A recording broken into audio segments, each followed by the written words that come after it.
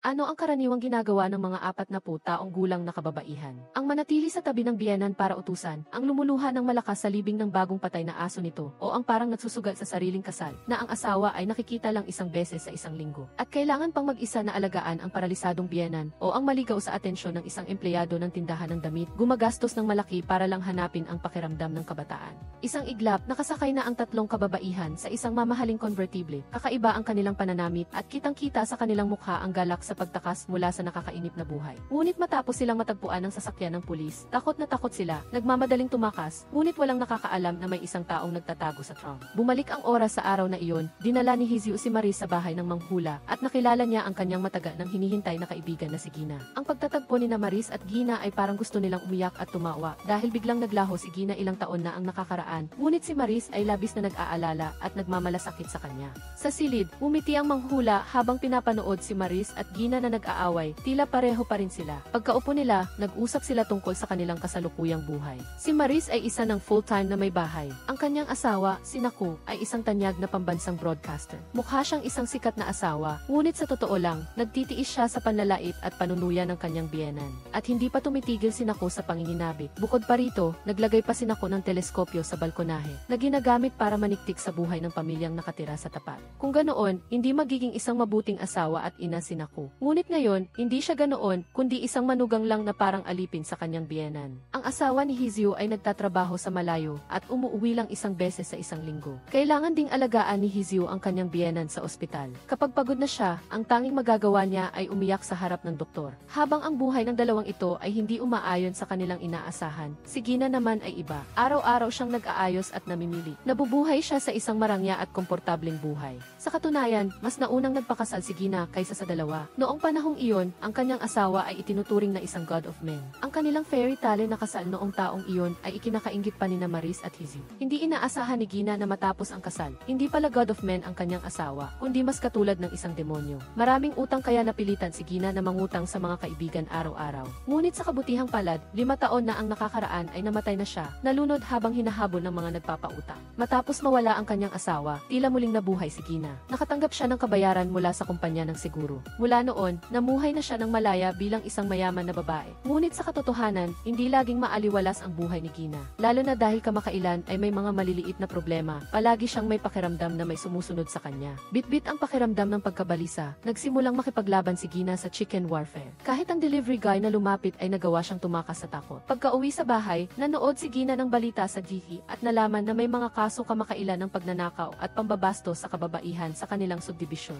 Nagbigay ng paalala ang balita, huwag magsuot ng mga damit na maikli pagkatapos ng 1:00 ng gabi. Kung hindi, magiging target ka ng mga kriminal. Pagkatapos ng gulat ni Gina, nagulat siya sa isang serye ng katok sa pinto. Lumalabas na ito ay mga pulis na gumagawa ng regular na pag-iinspeksyon. Nang walang nakitang tao sa bahay ni Gina, nag-alala sila na mag-isa siya. Agad na ipinaliwanag ni Gina na nakatira siya sa kanyang asawa. Ang kanyang asawa ay nasa labas at hindi pa nakakauwi. Pagkatapos noon ay umalis na ang pulis. Tila sa oras lang na ito makakatulong ang kanyang asawa kay Gina. Pagkaalis ng pulis, agad na kinuha ni Gina ang baseball bat mula sa aparador. Ay lock ang lahat ng pinto at bintana sa bahay. Pakiramdam niya ay ligtas na ang lahat. Pag-angat ng kutson, nakita niya ang mga perang nakatago sa ilalim nito at napangiti siya ng masaya. Hindi dapat may mangyaring masama kay Gina dahil hindi pa niya nagagasta ang lahat ng pera sa ilalim ng kutson. Isang gabi, dahil sa nilalaman ng mga larawan sa computer, nag-away ng malubha sina Maris at Naku. Walang hiyang nagdahilan si Naku na materyal lang iyon para sa programa at tinawag pa niya si Maris na isang matandang babae. Tinatawanan ang paraan ng pakikipag-away nito na parang nasa menopausa stage. Hiniling ni Maris na magpigil si Naku at huwag maging masyadong bastos dahil kung hindi, pupunta siya sa estasyon ng TV at ibabalita mismo ang balitang may titulong ang dalawang mukha ng sikat na anchor na si Naku. Inilantad ang kanyang hindi kilala at kahiyahiyang pribadong buhay. Nang marinig iyon, lumambot ang tono ni Naku at sinimulan niyang kumbinsihin si Maris na makipag-divorce sa kanya. Magkasama na sila sa loob ng 15 taon at pareho na silang pagod, kaya ang kanilang pagpapakasal ay isang maling desisyon. Hindi makapaniwalang tinitigan ni Maris si Naku dahil malinaw na ang lalaking ito ang unang nanligaw sa kanya at kung hindi siya pumayag na pakasalan siya, magbibigti siya sa kalsada. Ngunit ngayon ay itinatanggi na ni Naku ang lahat. Kinamumuhian niya ang kanyang sarili dahil hindi siya nakinig sa kanyang ina at kung hindi nabuntis si Maris, hindi niya ito papakasalan. Noong mga panahong iyon, parehong partygore sina Maris at Naku. Pagkatapos ng ilang beses na pag-inom, umamin si Naku kay Maris na mahal niya ito. Ang mga salitang ito ay ganap na umangkin sa puso ni Maris. Talagang minahal niya si Naku ng lubos, ngunit ngayon ay galit na lang ang nararamdaman niya sa kanya. Sa simula, pinili ni Maris na magtiis at hindi makipag-divorce. Bagaman kinasusuklaman niya rin si Naku, hindi maipaliwanag ni Maris ang dahilan ng pagtitiyagan niya. Siguro ay dahil sa kanilang anak o marahil ay dahil sa kanyang karanasan noong bata pa siya. Ang kaarawan ni Maris ay nagkataong kasabay ng anibersaryo ng kamatayan ng kanyang ama. Ang araw na isinilang siya ay siya ring araw na nagmamadaling pumunta sa ospital ang kanyang ama. Ngunit sa huli ay naaksidente siya sa kalsada at namatay.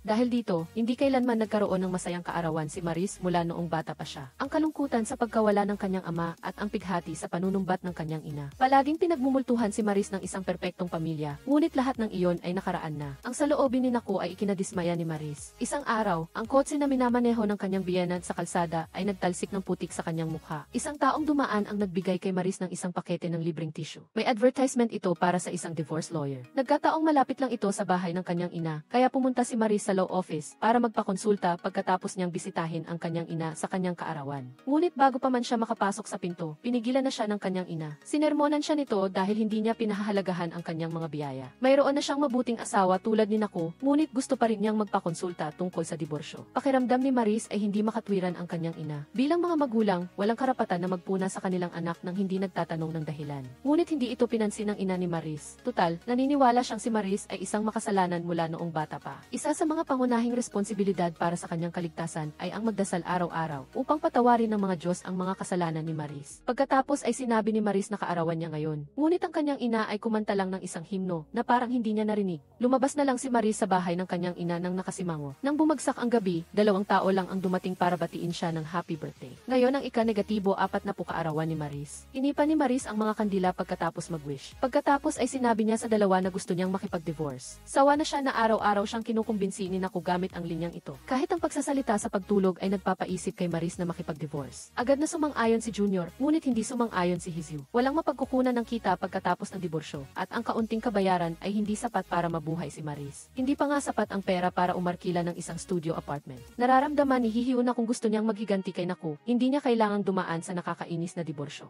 Pinayuhan ni Hizyu si Maris na magtaksil at gumanti lang. Ngunit naniniwala pa rin si Junior na dapat maranasan ni Maris ang kaligayahan ng walang asawa, tulad niya ngayon. Pagkatapos ng birthday party, pumunta ang tatlo sa nightclub para magsayaw. Nag-smoke eye si Maris, nagtanggal ang damit para magpakasaya sa gabing ito. Hindi siya mukhang isang 40 taong gulang na may bahay. Sa sandaling iyon, pagkatapos makatanggap ng mensahe si Hizyu, nagpaalam siya agad sa mga kaibigan at umalis. Sa hating gabi, sumakay si Maris ng taxi pabalik sa ibaba ng apartment. Pagkababa niya ng sasakyan, nakita niya ang isang fire truck na nakaparada sa gilid ng kalsada. Lumalabas na may sunog sa katabing gusali ng kanyang bahay. Nakita ni Maris ang isang nakatagong mukha sa gitna ng naglikas na madla na palihim na umalis na mukhang pamilyar. Sa sandaling ito, isang batang babae ang biglang lumapit kay Maris. Nakasuot lang siya ng pajama at jacket, at tinawag si Maris na ate, na parang magkakilala sila ng matagal. Naramdaman din ni Maris na pamilyar ang babae. Hanggang sa umalis ang mga bumbero, pumasok ang babae sa gusali. Naalala ni Maris na ang babaeng ito ang nakatira sa tapat na bahay na palaging tinitingnan ng kanyang asawa gamit ang teleskopyo. Nakita pa nga niya ang kanyang asawa at ang babaeng iyon na nagmamahalan. Sa sandaling ito, nakita ni Maris si Naku sa bahay sa ibaba. Ang kanyang damit ay basa at hindi pa niya naisara ang kanyang zipper. Malinaw na nagmadali siyang tumakas habang nakikipagtalik. Agad na naintindihan ni Maris na ang nakita niya sa teleskopyo ay ang kanyang asawa na nangangaliwa. Nagalit siya, hiniling na sana ay magawa niyang patayin si Naku sa mismong lugar. Sa kabilang banda, malaking problema ang nangyari kina Gina at Hizyu. Biglang napanaginipan ni Gina na may lalaking pumasok sa kanyang bahay at nagising siyang sumisigaw. Pagkatapos maligo ni Hizyu sa hotel, nakatanggap siya ng tawag mula sa kanyang asawa. Ang taong matagal nang nawala, kaya nagdamit siya ulit at nagmamadaling pumunta sa ospital. Lumalabas na ang kanyang biyenan ay nasa isang emergency. Hindi makontak ng ospital si Hizyu, kaya tinawagan nila ang kanyang asawa. Sa pagtingin sa kanyang biyenan na nakikipaglaban sa kamatayan at sa seryosong mukha ng kanyang asawa, naramdaman ni Hizyu ang labis na pagsisisi. Kinabukasan, si Hizyu ay bumalik sa pagiging isang mabuting manugang na inaalagaan ng husto ang kanyang biyenan. Kinausap niya rin ang kanyang walang malay na biyenan na sigurado siyang isang mabuting manugang. Sadyang malas lang siya, kaya minsan ay nawawala siya sa napopokus at nahuhuli. Ngunit mabuti na rin iyon dahil nakita niya ang kanyang asawa. Sa sandaling ito, biglang hinawakan ng kanyang biyenan ang kamay ni Hizyu at sinabihan siyang yumuko para pakinggan ang kanyang sasabihin. Pagkatapos niyang marinig ang sinabi ng kanyang biyenan, lumapit si Hizyu sa nurse na may mukhang gulat. Ngunit nang nasa dulo na ng kanyang dila ang mga salita, nilunok niya ang mga ito. Bumalik siya sa banyo at umiyak ng labis. At matapos mahuli ni Maris si Nako na nangangaliwa, ginamit niya ang epekto ng alak para saktan siya.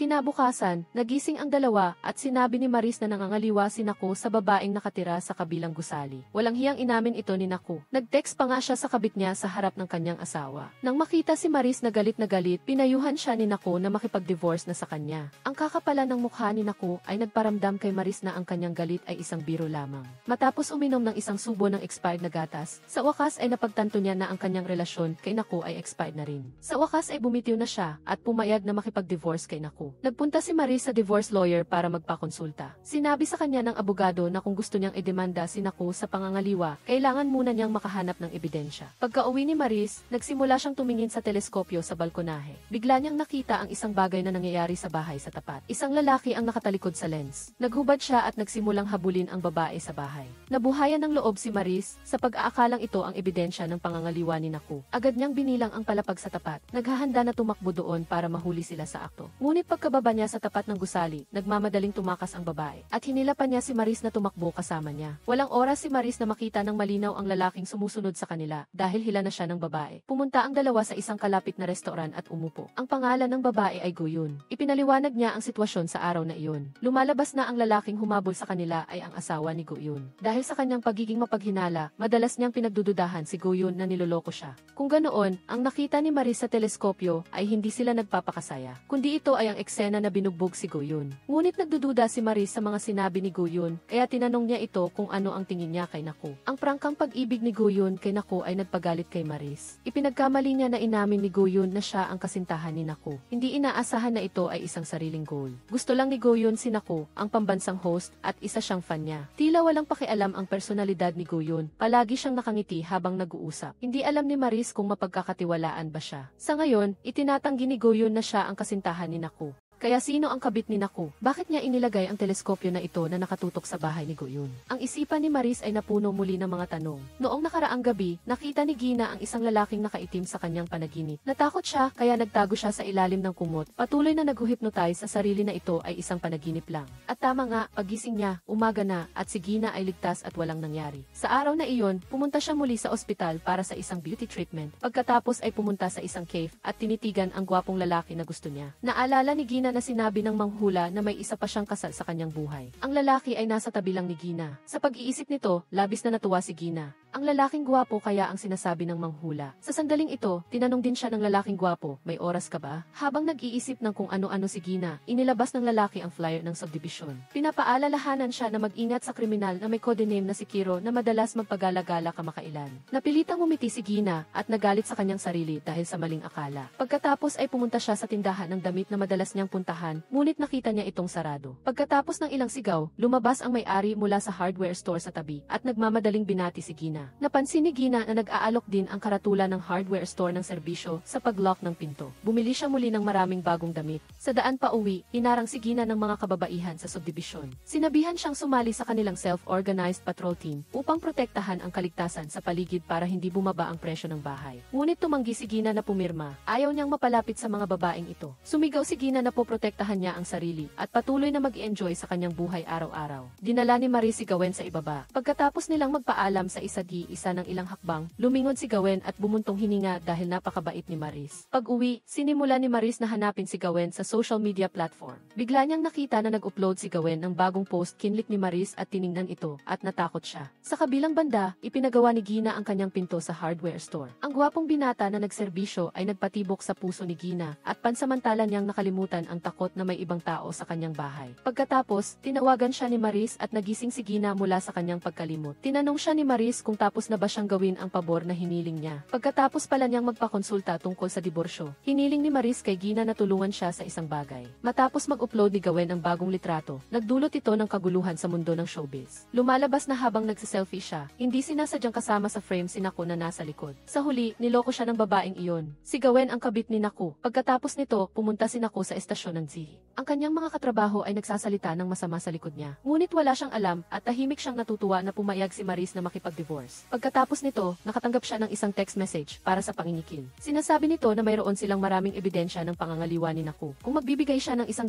milyong cash, ibabalik nila ang ebidensya kay Naku. Habang hindi pa siya nakaka-recover, nagkaroon ng gulo ang istasyon ng Zihi dahil sa iskandalo kaya tinanggal nila siya sa programa. Sabay na nakatanggap ng tawag sina Naku at Maris na nagbibigay ng parehong mga salita ng aliw. Ang kaibahan lang ay ang kausap ni Maris ay ang kanyang anak na babae. Si Naku naman ay tinatawagan si Gwen para aliwin siya. Pagkababa ng telepono, nagingit-ngit si Maris. Ang plano na pag-asikaso kay Naku ay nagsimula ng lumitaw. Siya ang nagbigay ng pahintulot kay Gina na magpadala ng extortion message na ito. Bagaman naisip ni Gina na masyadong baliw ang pamamaraang ito, ginawa pa rin niya ang lahat para tulungan ang kanyang kaibigan. Habang naglalakad mag-isa pa uwi sa gabi, naramdaman muli ni Gina na may sumusunod sa kanya. Takot na takot si Gina kaya agad siyang tumakbo patungo sa Women and Patrol Team na kinamumuhian niya noong araw. Hinawakan ng mahigpit ang kanilang mga kamay at lumakad pa uwi. Isang araw, umuwi si Hizio at sa pagtingin sa mga litrato sa dingding, bigla siyang nalungkot. Kinuha niya ang diary na ginawa niya para sa kanyang anak noong buntis pa siya. Mula nang magbuntis siya, sinimulan niyang idikit ang bawat ultrasound picture sa notebook, naghihintay sa araw ng kapanganakan ng kanyang anak. Ngunit ang huling pahina ng notebook ay walang laman. Hindi mapigilan ni Hizio ang kanyang luha, hindi pa rin siya makamove on sa sakit ng pagkunan. Pagkaraan ng ilang sandali, umuwi ang asawa ni Hizio na si Mo Aoyang at nakita niyang kinuha ni Hizio ang diary ng sanggol. Magkahalo rin ang emosyon ni Mo Aoyang. Isang araw, nagmamadali si Mo Aoyang na pumunta sa ospital para kumbinsihin si Hizio na itigil ang pagbubuntis. Kailangan din nilang alagaan ang kanilang ina at wala silang oras para alagaan ang isang anak. Gayunpaman, naramdaman ni Hizio na walang mali sa pagnanais na magkaroon ng anak. Sa huli, umamin si Mo Aoyang na nagpa-vasectomy siya. Hindi makapaniwala si Hizio, kaya nawalan siya ng kontrol sa kanyang asawa at sinermonan siya na hindi siya dapat tratuhin ng ganito. Pagkatapos ng trabaho, pinalibutan si Naku ng mga reporter. Tinatanong kung nangangaliwa ba siya sa babaeng iyon. Nagpasya si Naku na ilabas ang kanyang alas at tumingin siya ng puno ng pagmamahal sa kamera. Ipinagbawal niya sa media na gamitin ang salitang pangangaliwa para ilarawan ang kanyang bagong relasyon na itinuturing ang relasyong ito bilang isang himala sa kanyang buhay. Sinabi ni Naku na aalis na siya sa programang pinamamahalaan niya ngayon at makikipag-divorce sa kanyang asawa sa lalong madaling panahon upang makasama niya ang babaeng iyon ng legal.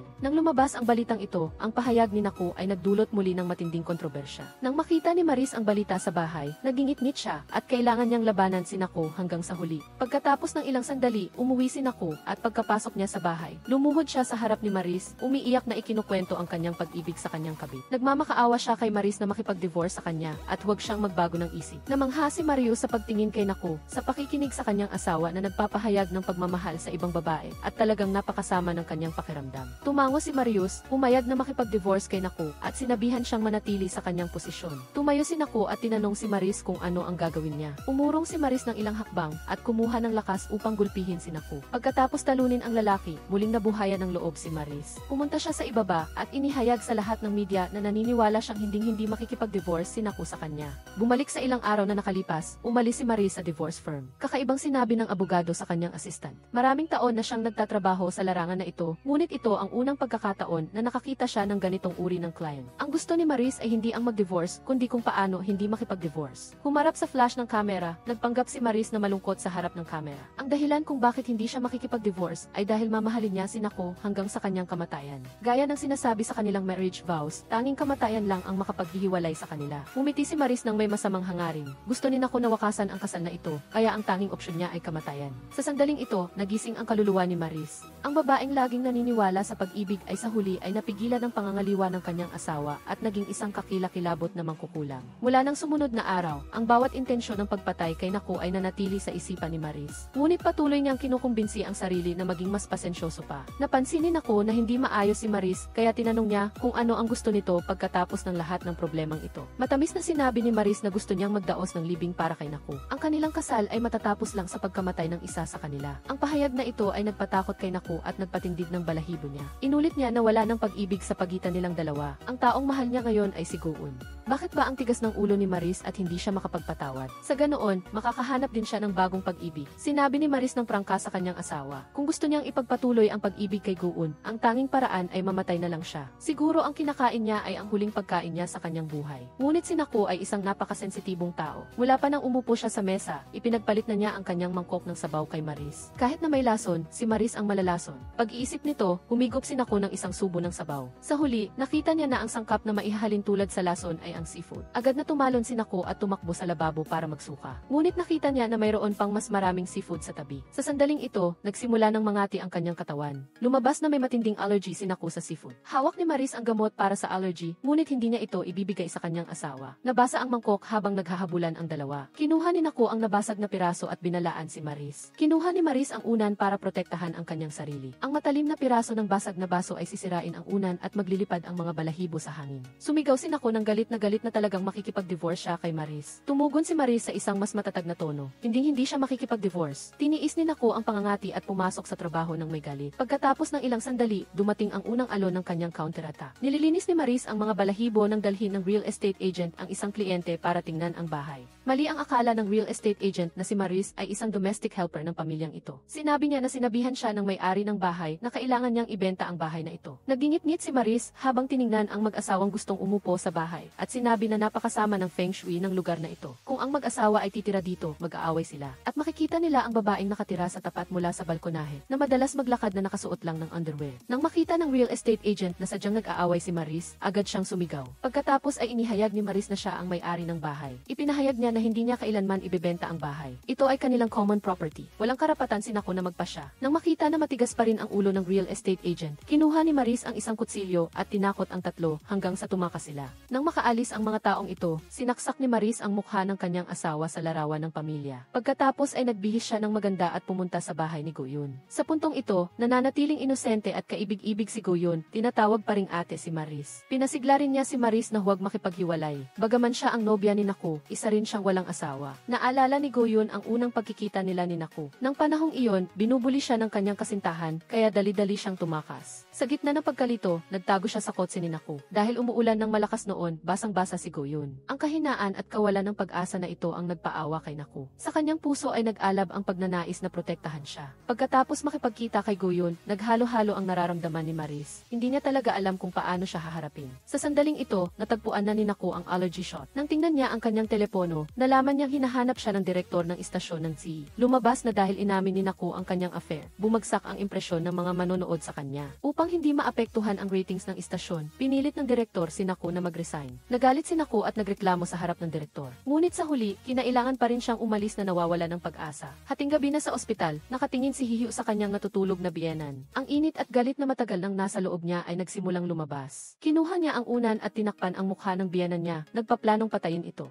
Nang makita siyang nanlaban, lumambot ang puso ni Hihyo at dali-dali niyang inalis ang unan. Kinaumagahan, maingat na inalagaan ni Hihyo ang kanyang biyenan tulad ng dati. Biglang hinawakan ng biyenan niya ang pisngi ni Hihyo. Ang eksena ay mukhang napakainit at maayos. Ngunit sa sumunod na sandali, sinampal siya ng biyenan niya ng malakas. At sa isang matalim na boses ay tinawag siyang sinungaling. Na lagi siyang nagtatangkang saktan ang kanyang biyenan. Agad na bumagsak si Hihyo, baliw na tinawagan ang kanyang asawa. Pero sa sandaling ito, nakikipag-dinner ang kanyang asawa sa mga katrabaho sa opisina. Maliban sa kanya, puro babae ang kasama niya. Isang grupo ng kababaihan na maingay na ikinainis niya, kaya hindi niya nakita ang tawag ni Hihyo. Sa kabilang banda, ang sugat ni Gina ay napunit dahil sa liposuction surgery, kaya kinailangan niyang maospital hating gabi. Pag-uwi niya kinabukasan, nalaman niyang alam ng lahat sa lugar na ito na nagpaliposuction siya. Naramdaman ni Gina na nahihiya siya, kaya pumunta siya sa paborito niyang cave. Ang kantang tumutugtog sa cave ay ang parehong kanta na kinanta ng kanyang asawa noong ikinasal sila. Agad na may sumiklab na masamang signal sa loob ni Gina. Sinabi sa kanya ng gwapong lalaki sa cave na napakapopular ng kantang ito. Dahil ang kriminal kamakailan ay gumagala sa buong lugar na ito na gumagawa ng mga krimen. At sa tuwing pumupunta siya sa crime scene, laging tumutugtog ang kantang ito. Ang signal na ito ay nagbigay ng kaunting takot kay Gina. Agad niyang ibinanggit ang pagdududang ito sa kanyang mga kaibigan.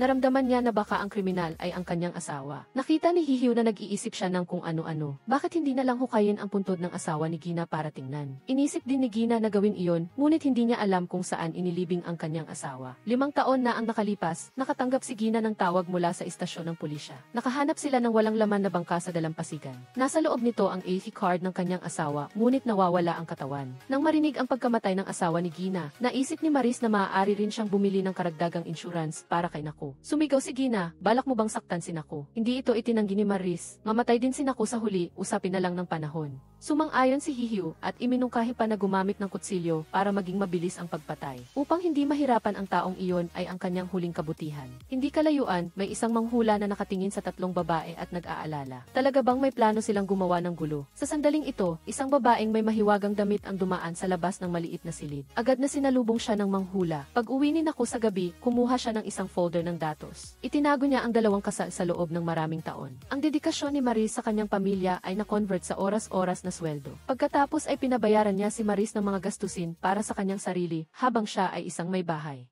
Sa huli, kinailangan ni Maris na magbayad ng malaking halaga kay Naku. Nagkunwari si Naku na bukas palad at sinabing hindi niya sasama sa listahan ang mga bagay na ito. Basta pipirmahan niya ang kasunduan sa diborsyo. Hahatiin din ang ari-arian sa 50 tandang bawas 50. Nang marinig iyon, agad na pinunit ni Maris ang kasunduan sa diborsyo sa dalawa. Kinaumagahan, pumunta si Gina sa istasyon ng pulisya para magulat ng krimen. Nang umuwi siya mula sa ospital, pagpasok niya sa pinto ay nakita niya ang isang itim na anino na mabilis na dumaan at tumakas sa bintana. Mabilis na kumindat si Gina sa babaeng patrol sa ibaba. Sa sama-samang pagsisikap ng lahat, nahuli rin ang kriminal. Dahil sa mga naunang pagdududa, labis na nag-alala si Gina, natatakot na makita ang mukha ng kanyang asawa. Ngunit ang kriminal ay hindi ang kanyang asawa, kundi ang gwapong lalaki na nag-ayos ng kandado ni Gina. Noong huli, nang inayos niya ang kandado, nakita niya na maraming pera si Gina, kaya nagsimula siyang maghangad. Matapos ang interogasyon, lumabas na ang locksmith ay kumuha lang ng maliliit na bagay at hindi isang nakakatakot na criminal mastermind. Sa kabilang banda, ginawa ni Naku ang lahat para hiwalayan si Maris. Sa anibersaryo ng pagkamatay ng kanyang ama, umuwi ang buong pamilya sa bahay ng lola ni Maris. Nang makita ni Naku ang kanyang hipag na isang abogada, sabik siyang magtanong kung paano hihiwalayan si Maris. Narinig din ng kabilang panig ang balita tungkol kay Naku at sinabi sa kanya na sa sitwasyong ito, si Maris lang ang may karapatang mag-file ng diborsyo. Si Naku ang may kasalanan kaya wala siyang karapatan. Kung gusto ni Naku na makalaya kay Maris, kailangan niyang magkasala rin siya. Halimbawa, nananakit siya kay Naku o napinalayas siya sa bahay. O kaya, nang babae rin si Maris. Ang pangungusap na ito ay nagbigay ng inspirasyon kay Naku. Isang tusong ngiti ang lumabas sa kanyang mukha. Ngunit si Maris ay nagtitipon din ng ebidensya. Noong huling pumunta siya sa bahay ni Goyun, ni-record ni Maris ang pag-amin niya. Sa gabing iyon, bumili si Naku ng merienda, naghanda na pumunta sa bahay ni Goyun upang magkasalo sila. Pagpasok niya sa elevator, may isang matangkad na lalaki na sumama sa kanya. Tiningnan ng lalaki ang balita tungkol sa affair ni Naku at nagpakita ng paghama. Nagkataon na sabay silang bumaba sa parehong palapag. Direktang pinindot ng lalaki ang doorbell sa bahay ni Goyun.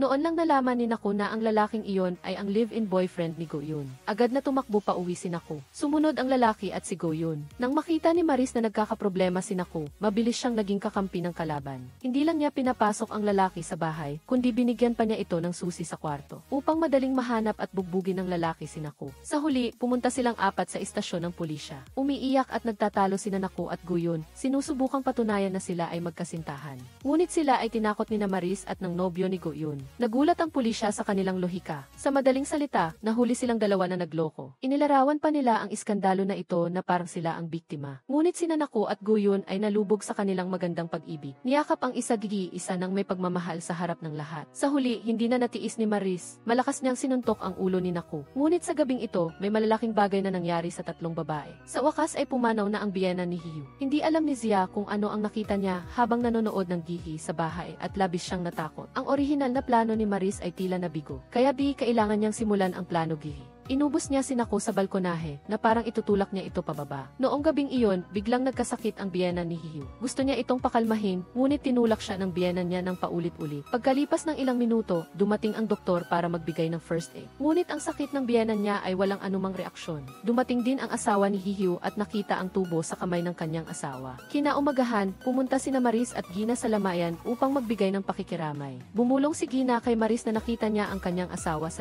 buhay pa siya. Sadyang sinabi ni Maris kay Gina na pag-usapan lang nila ito dahil malamang na nalulungkot ngayon si Hiyu. Pero bago pa sila makapasok, nakita na nilang lumalabas ang mga bisita at nagmumura. Paanong may manugang na nakangiti ng ganyan sa libing ng kanyang biyenan? Mabilis na lumapit sina Maris at Gina para tingnan, at nakita nilang tinatakpan ni Hihiu ang kanyang mukha gamit ang panyo. Sinubukan niyang magmukhang umiiyak, ngunit makikita pa rin na baliw siyang tumatawa. Nagmamadali silang tatlo na magtago sa banyo. Ipinaliwanag ni Hihiu na ang dahilan kung bakit siya tumawa ay dahil sa mga responsableng kamag-anak. Kapag walang bisita, nakaupo sila sa sahig, nag-uusap at nagtatawanan habang nagsiselfone. Ngunit sa sandaling may dumating, agad silang iiyak. Ang kanilang emosyon ay nagbabago sa loob ng isang segundo. Kaya nakita ni Hihiu na nakakatawa ito. Sa sandaling ito, ang ate ng asawa ni Hihiu ay pumasok sa banyo. Nang marinig niya ang tawa ni Hihiu, agad siyang tumakbo kay Muyang upang maghasik ng pagkakabahagi. Sinabi niya na siguradong may dahilan kung bakit masaya si Hihiu. Posibleng ang biglaang pagkamatay ng biyenan niya ay isang magandang bagay. Pinatahimik ni Muyang ang kanyang ate at sinabi na huwag gumawa ng mga pagpapalagay tungkol sa miyembro ng kanyang pamilya. Ngunit hindi niya maiwasang isipin ang sandaling sumugod siya sa kwarto ng ospital at nakita ang tubo sa kamay ni Hihiu. Pagkatapos ng lamayan, ipinakita ni Gina kay Maris ang larawan ng kanyang asawa na kinunan niya. Isa itong variety show. Pagkatapos ay pumasok ang crew ng palabas sa bahay ng karakter.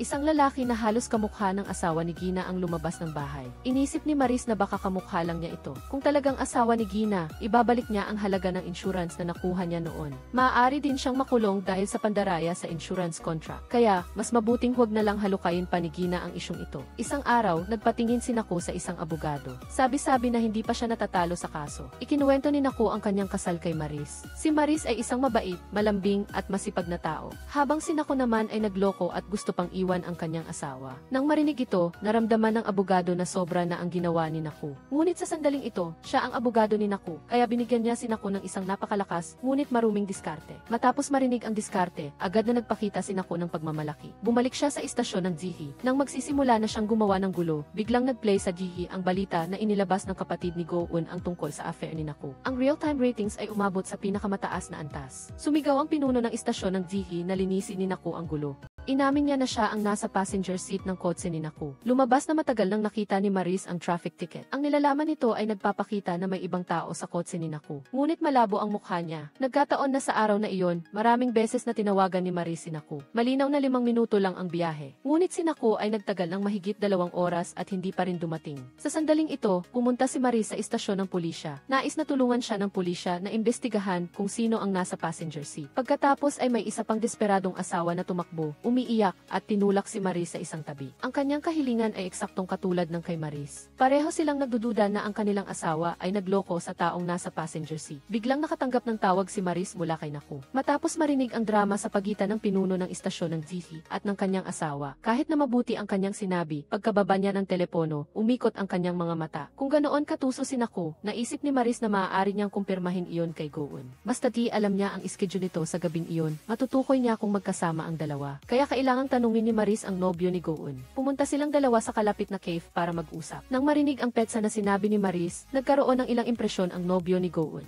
Nag-away sila ni Go-un sa araw na iyon at binanggit pa niya ang tungkol sa paghihiwalay. Tumakbo si Go-un palabas ng bahay sa ilalim ng ulan at agad siyang hinanap ng kanyang nobyo na may dalang payong. Nawala si Go-un na parang bula. Sa sandaling ito, isang itim na kotse ang biglang humarurot. Inisip ng kanyang nobyo na baka nagtatago si Go-un sa loob. Sigurado siya na magkasama sina Naku at Go-un noong gabing iyon. Dahil nagmamadaling umalis si Go-un, hindi niya dinala ang kanyang pitaka. Ngunit nagawa pa rin siyang magpalipas ng gabi sa isang lugar nang hindi umuwi. Kaya siguradong may kumuha kay Go-un. Pag-uwi ni Maris, nagsimula siyang suriin ang lagay ng panahon noong araw na iyon. Tama, malakas ang ulan. Naalala niya na sa araw na iyon ay napakasama ng kanyang pakiramdam. Hindi man lang siya makatayo at kailangan niyang magmadaling pumunta sa ospital. Tinawagan niya si Naku at palaging sinasabi ng kabilang panig na uwi siya sa loob ng 5 minuto. Sa huli, hindi na natiis ni Maris. Siya mismo ang tumawag ng ambulansya. Naglakad pababa sa hagdan ng may kahirapan hanggang sa maipasok siya sa operating room. Tinatanong pa rin ni Maris kung dumating na si Naku. Kinaumagahan, mahinang nakahiga si Maris sa kama ng ospital matapos ang operasyon. Huli na dumating si Naku ngunit mahinahon siyang humingi ng tawad kay Maris. Habang si Maris ay nagdadalamhati sa bahay, sa kabilang banda, si Naku ay kasama ang kanyang abogado na nag-iisip ng paraan upang baliktarin ang sitwasyon. Ang mungkahi ng abogado ay baguhin ang kanilang pag-iisip upang si Maris ang unang mag-file ng diborsyo. Sinunod ni Naku ang payo ng abogado, gumawa ng gulo para makamit ang hiwalay na tirahan.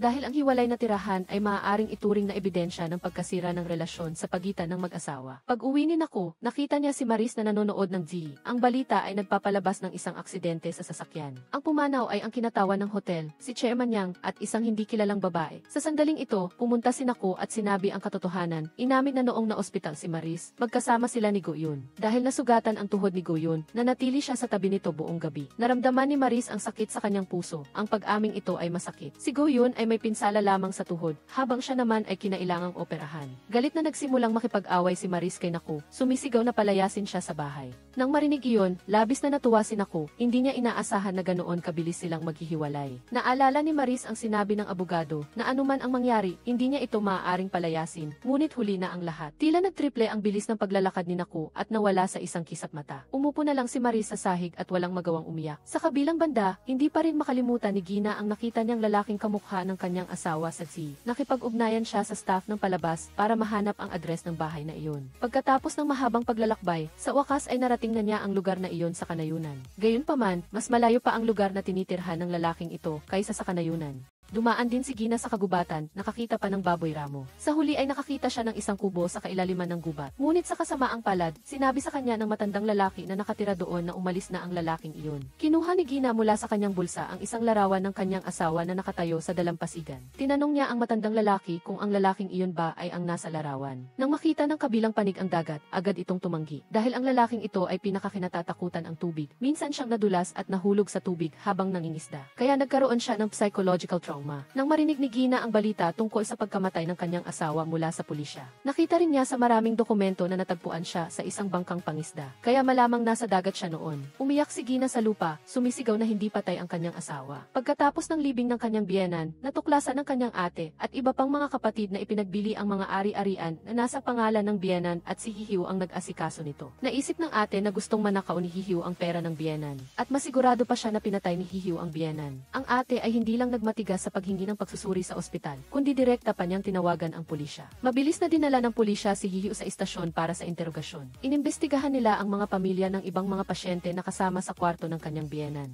Sinasabi ng lahat na narinig nila si Hisu na nagsasabing gusto niyang saktan ang kanyang biyenan. Tinanong ng pulisya si Hisu at hindi niya ito itinanggi. Naisip niyang saktan ang kanyang biyenan. Kinabukasan, pumunta si Maris sa isang manghula para humingi ng tulong. Matapos kunin ang bayad, binigyan lang ng manghula si Maris ng isang calling card. Mayroon ding GET code sa likod. Pagkatapos ng ilang sandali, nagmamadaling dumating si Gina at nagtanong kung nasaan ang kanyang asawa. Hindi natakot ang manghula at sinabi sa kanilang maghintay. Sa puntong ito, nagsimulang magdebate ng masinsinan sina Gina at Maris tungkol sa kung paano patayin ang kanilang mga asawa. Sa daan pa uwi, naramdaman ni Gina na may sumusunod sa kanya. Mabilis siyang bumilis at muntik nang mabangga sa isang truck. Sa mahalagang sandali, sinagip siya ng tagasunod. Lumingon si Gina at nakita na ang taong ito ay ang kanyang asawa. Pagkatapos ay niscan ni Maris ang EHIS code sa business card. Lumabas ang isang web forum. Ang bawat sagot doon ay sumpa ng mga babae sa kanilang mga asawa. Isang user na may D na Suki ang nagdasal na sana ang kanyang asawa at ang kanyang nobya ay magkasamang mahulog sa ilog at mamatay sa isang kotse. Nabasa ni Maris ang mga dasal na ito, ngunit hindi niya alam kung ano ang pakinabang nito para sa kanya. Naramdaman niya na niloloko lang siya ng manghula. Hanggang sa pumasok si Maris sa supermarket, bigla siyang nakakita ng balita sa dingding na pagkatapos mamatay ni Chairman Yang, ang kanyang asawa ang kukuha ng posisyon bilang C. Agad na naisip ni Maris ang account na may D na Suki sa forum kanina. Ang pagkamatay ni Chairman Yang ay ayon sa hula. Naalala ni Maris na parang nakita niya si Suki sa bahay ng manghula ng ilang beses. Tila naintindihan ni Maris ang ibig sabihin ng business card na ibinigay sa kanya ng manghula. Sa sandaling ito, tumawag ang nobyo ni Go-yun. Sinabi niya na natagpuan na niya ang bakas ni Naku at Go-yun. Agad na tumakbo si Maris patungo sa dalawa. Sa sandaling ito, sina Go-yun at Naku ay nakasuot ng magkaparehong damit at masayang nagmamaneho sa kalsada. Agad na pinatakbo ni Maris ang kotse ng nobyo ni Go-yun na nakasunod sa kanila. Sa daan, patuloy silang nagsigna kay Naku na huminto. Ngunit sumigaw si Go-yun na apakan niya ang gas at bilisan pa. Iwanan ang dalawa. Walang magawa si Naku kundi sumunod. Nagsimula silang magkarera, ngunit sa huli, mas mabilis pa rin si Maris. Nagmaneho siya ng diretsyo, iniiwan ang kotse ni Naku sa likod. Nang makarating siya sa intersection, bumaba siya ng kotse ng mayabang.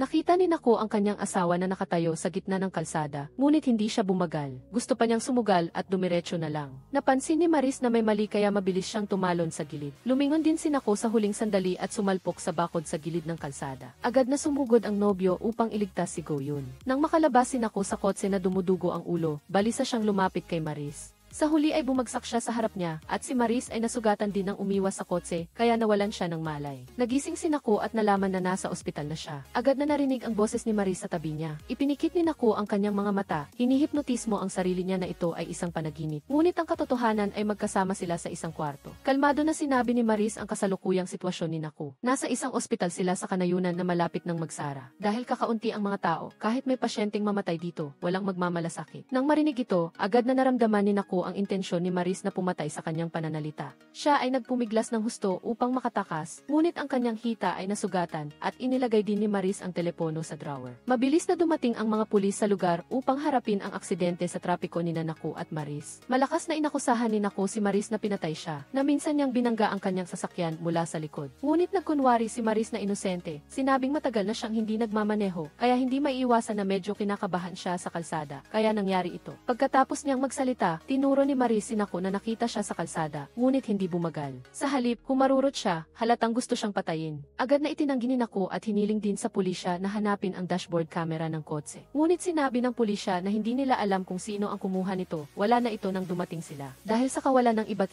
ibang ebidensya, nagpasya ang pulisya na gawing maliit ang malaking insidente. Masayang hinatid sila ni Maris, habang nasa labas si Maris, sinubukan ni Naku na gumapang para maabot ang telepono. Sa sandaling ito, pumasok ang nurse at nang magsisimula na sanang humingi ng tulong si Naku, pinutol siya ni Maris. Wala siyang magawa kundi magsulat ng isang liham at ilagay ito sa bulsa ng nurse. Ngunit ang paglalagay ng papel na ito ay walang silbi, kaya sinubukan na lang ni Naku na lumabas ng todo.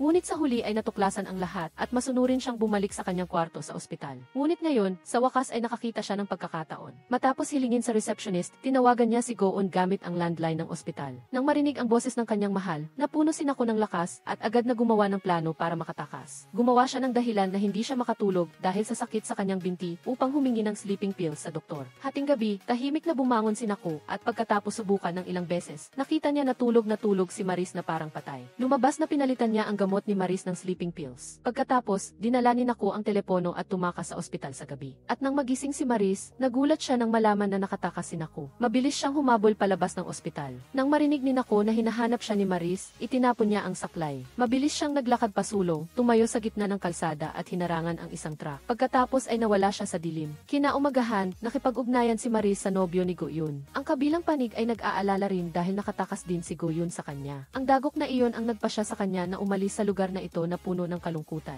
Bago sila maghiwalay, nakipagkita siya kay Maris at binigyan siya ng memory card. Ngunit tila hindi ito memory card ng black box. Sinabi ng nobyo ni Go-yun na hindi niya nakita ang memory card ng black box sa kotse. Sa kabilang banda, inamin ni Hihiu sa pulisya na pinatay niya ang kanyang biyenan. Bigla siyang humawak sa kanyang dibdib at nawalan ng hininga. Tila ang dahilan ng pag-amin ni Hihiu ay dahil inaasahan ng pamilya ng kanyang asawa ang sagot na ito. Agad na tuwang-tuwa ang ate niya, inisip na inamin na ni Hihiu ang krimen, kaya sinabi niya sa pulisya na arestuhin siya kaagad. Hindi na makatayo si Muia sa harap ng kanyang mga kapatid, sumigaw siya tungkol sa kasalukuyang sitwasyon ni Hihiu. Malinaw na hindi niya sinasabi ang totoo, ngunit hindi na nag-aalala ang iba. Nagmatigas silang ilabas ang sulat ng pagpapatiwakal ng kanilang biyenan at iginiit na iniwan ng ina ang pinakamahalagang lupa kay Hihiu. Ito ay malinaw na resulta ng pananakot sa biyenan. Nang marinig ito ni Hihiu, nagulat siyang lumapit upang suriin ang sulat ng pagpapatiwal. Bumulong siya na talagang ginawa iyon ng kanyang biyenan. Sa gitna ng pagmumura ng kanyang mga kapatid, sinimula ni Hihiu na ipagtanggol ang kanyang sarili. Ikinuwento niya na ilang beses siyang nakiusap sa kanya ng biyenan niya na patayin siya habang nakahiga pa siya sa kama. Iminungkahi rin ng ina na iiwan ang lupa na nasa pangalan niya para kay Hihiu. Ngunit hindi kailanman pumayag si Hihiu. Lumingon siya sa kanyang asawa upang subukang patunayan ang kanyang kawalan ng kasalanan.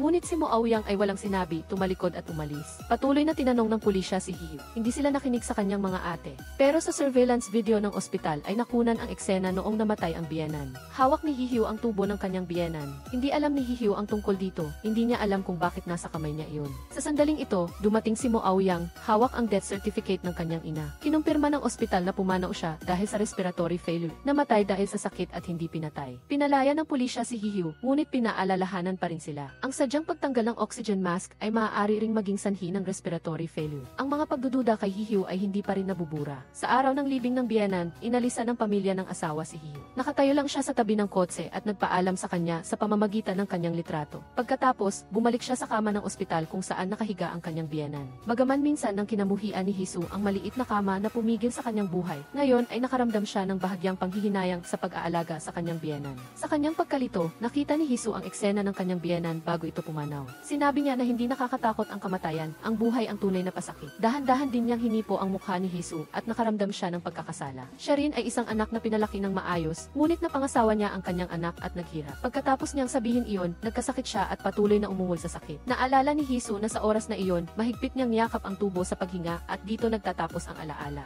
Maluwag ang alaala ni Hisu, hindi niya maalala kung sino sa kanila ang nagtanggal ng tubo sa paghinga. Habang inaayos ang mga gamit ng kanyang biyenan, nakakita si Hisu ng isang HD. Pagkatapos buksan ito, lumabas na ito ang huling salita na iniwan ng kanyang biyenan para sa kanya. Ang eksena ay lumipat kay Gina pagkatapos na aksidenteng makita ang kanyang asawa sa kalye. Mabilis na nagkakilala ang dalawa. Pagkatapos, lihim na dinala ni Gina ang kanyang asawa pa uwi. Nagsimulang umiyak ng malakas si Gina sa pag-uwi. Sinisisi ang kanyang asawa kung bakit napakaraming problema sa kanyang buhay. Kung patay ka na, manahimik ka, huwag kang bumalik at saktan pa ako. Tahimik na tumingin si Ubin, ang asawa ni Gina, sa kanya, pagkatapos ay umupo at sinimulan ang kanyang sapatos. Sumagot siya na mamamatay siya, gusto lang niyang makita ang kanyang asawa bago siya mamatay. Tumigil sa pag-iyak si Gina, na parang bumagsak sa lupa ang isang malaking bato sa kanyang puso. Ngunit nang aalis na ang kanyang asawa, biglang may kumatok sa pinto. Mabilis na hinila ni Gina ang kanyang asawa sa maliit na silid, ngunit nakita niya na ang nasa labas ng pinto ay isang taong naglagay lang ng mga flyer. Pagkatapos basahin ni Gina ang mga flyer, bigla siyang nagbago ng isip, iginapos ang kanyang asawa sa maliit na silid at hindi na ito pinayagang lumabas. Sa gabing iyon, umuwi si Marie mula sa ospital at nag-video call sa kanyang mga kaibigan na matagal na niyang hindi nakikita. Pinag-usapan nilang tatlo ang kanilang mga kamakailang paghihirap sa buhay. Sa kanila, si Hisu ang pinakaproblema dahil nahaharap siya sa pagdududa ng kanyang pamilya at ng pulisya. Hindi siya makapagpaliwanag, malakas na sinabi ni Marie upang hikayatin siyang bawiin ang kanyang kalooban na mabuhay. Huwag magambala ng kaguluhan sa paligid. Sunod, mahinang sinabi ni Gina na ang kanyang asawa na nawawala sa loob ng maraming taon ay nakatira na sa kanilang bahay. Pagkatapos, tumunog ang doorbell ni Marie at isang delivery man ang nagpadala ng isang dokumento. Ito ay isa pang demanda, lumabas na sa sandaling nakabalik si Nagu. Naghanap siya ng isang abogado para humingi ng tulong. Sa payo ng abogado, gumawa siya ng isa pang problema para kay Marie. Pagkatapos ibaba ni Hisu ang video call, tiningnan niya ng maigi ang kanyang sarili sa salamin. Sa kasalukuyan, ang kanyang asawa ay talagang pagod na.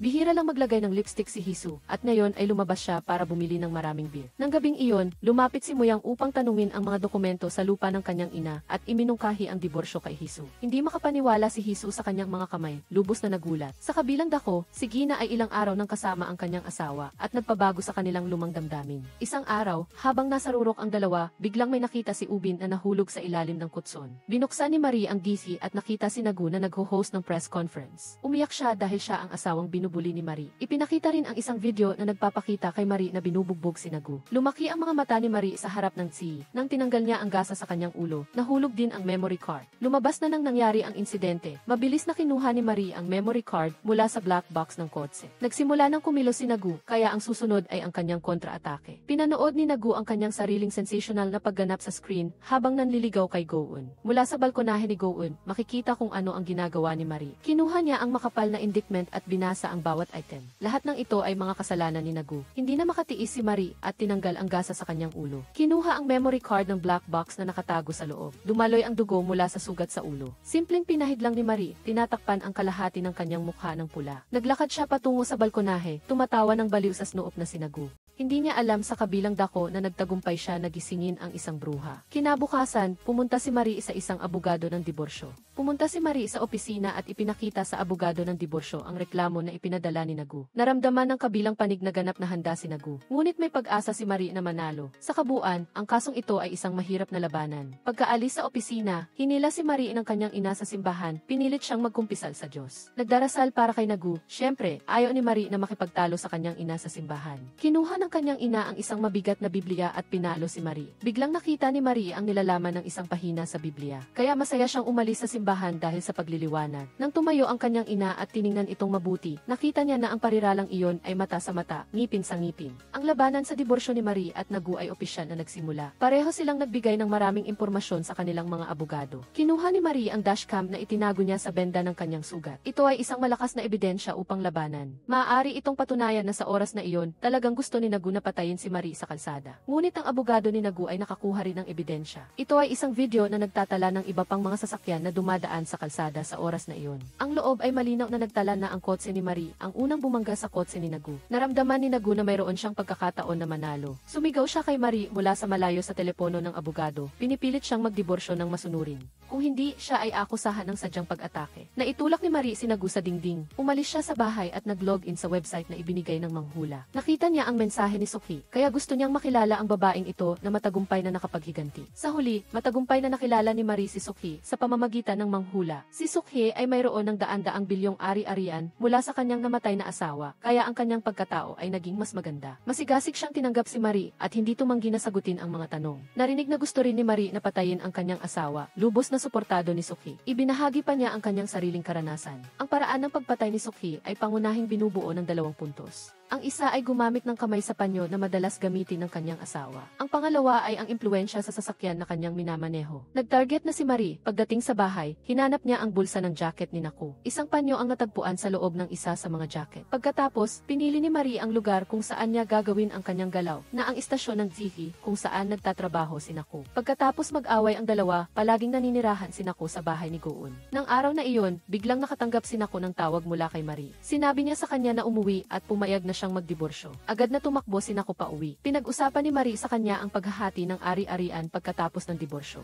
Sa hindi inaasahang pagkakataon, naging masyadong mapang-api si Naku batay sa kanyang ebidensya upang pilitin si Marie na umalis ng walang anuman. Maging ang bahay o ang karapatan sa pag-aalaga ng bata, kukunin niya ang lahat. Nang makita ang baliw na hitsura ni Marie, palihim na natuwa si Naku. Ang pagtulak sa kanya sa isang sulok at pagkatapos ay pagbibigay sa kanya ng kaunting matamis na salita ay ang tanging paraan upang magtagumpay ang plano. Tulad ng inaasahan, pumayag si Naku na hatiin ang ari-arian. At talagang pinirmahan ni Marie ang petisyon sa diborsyo. Nang makita ang sandaling naglagay si Marie ng selyo, halos maiyak si Naku. Pagkaalis sa bahay, lubos siyang tuwang-tuwa, naglalakad at tumatalon. Nagulat si Jesus nang marinig niya ang balita na gusto ng kanyang asawa ng diborsyo. Sa wakas ay napagtanto niya na ang lahat ng kanyang pagsisikap sa loob ng maraming taon ay itinuturing lamang bilang libreng nurse. Ngayon napatay na ang kanyang biyenan, wala na si Jesus, kaya itinapon siya ng kanyang asawa. Pinuwersa niya ang kanyang asawa na umalis sa bahay. Ayaw na niyang makita ang kanyang nakakainis na mukha. Hinanap ni Jesus ang pamilya ng mga pasyente sa parehong silid noong inaalagaan niya ang kanyang biyenan. Pagkatapos, nalaman niya ang tungkol sa video ng huling salita ng kanyang biyenan. Iyon ay nang lumabas siya, hiniling ng kanyang biyenan ang pamilya na umupa ng isang abogado upang maghanda ng mga dokumento sa notarization. Sa video, malinaw na ipinahayag ng kanyang biyenan na iiwan niya ang lahat ng kanyang mana kay Jesus pagkatapos niyang mamatay. Hanggang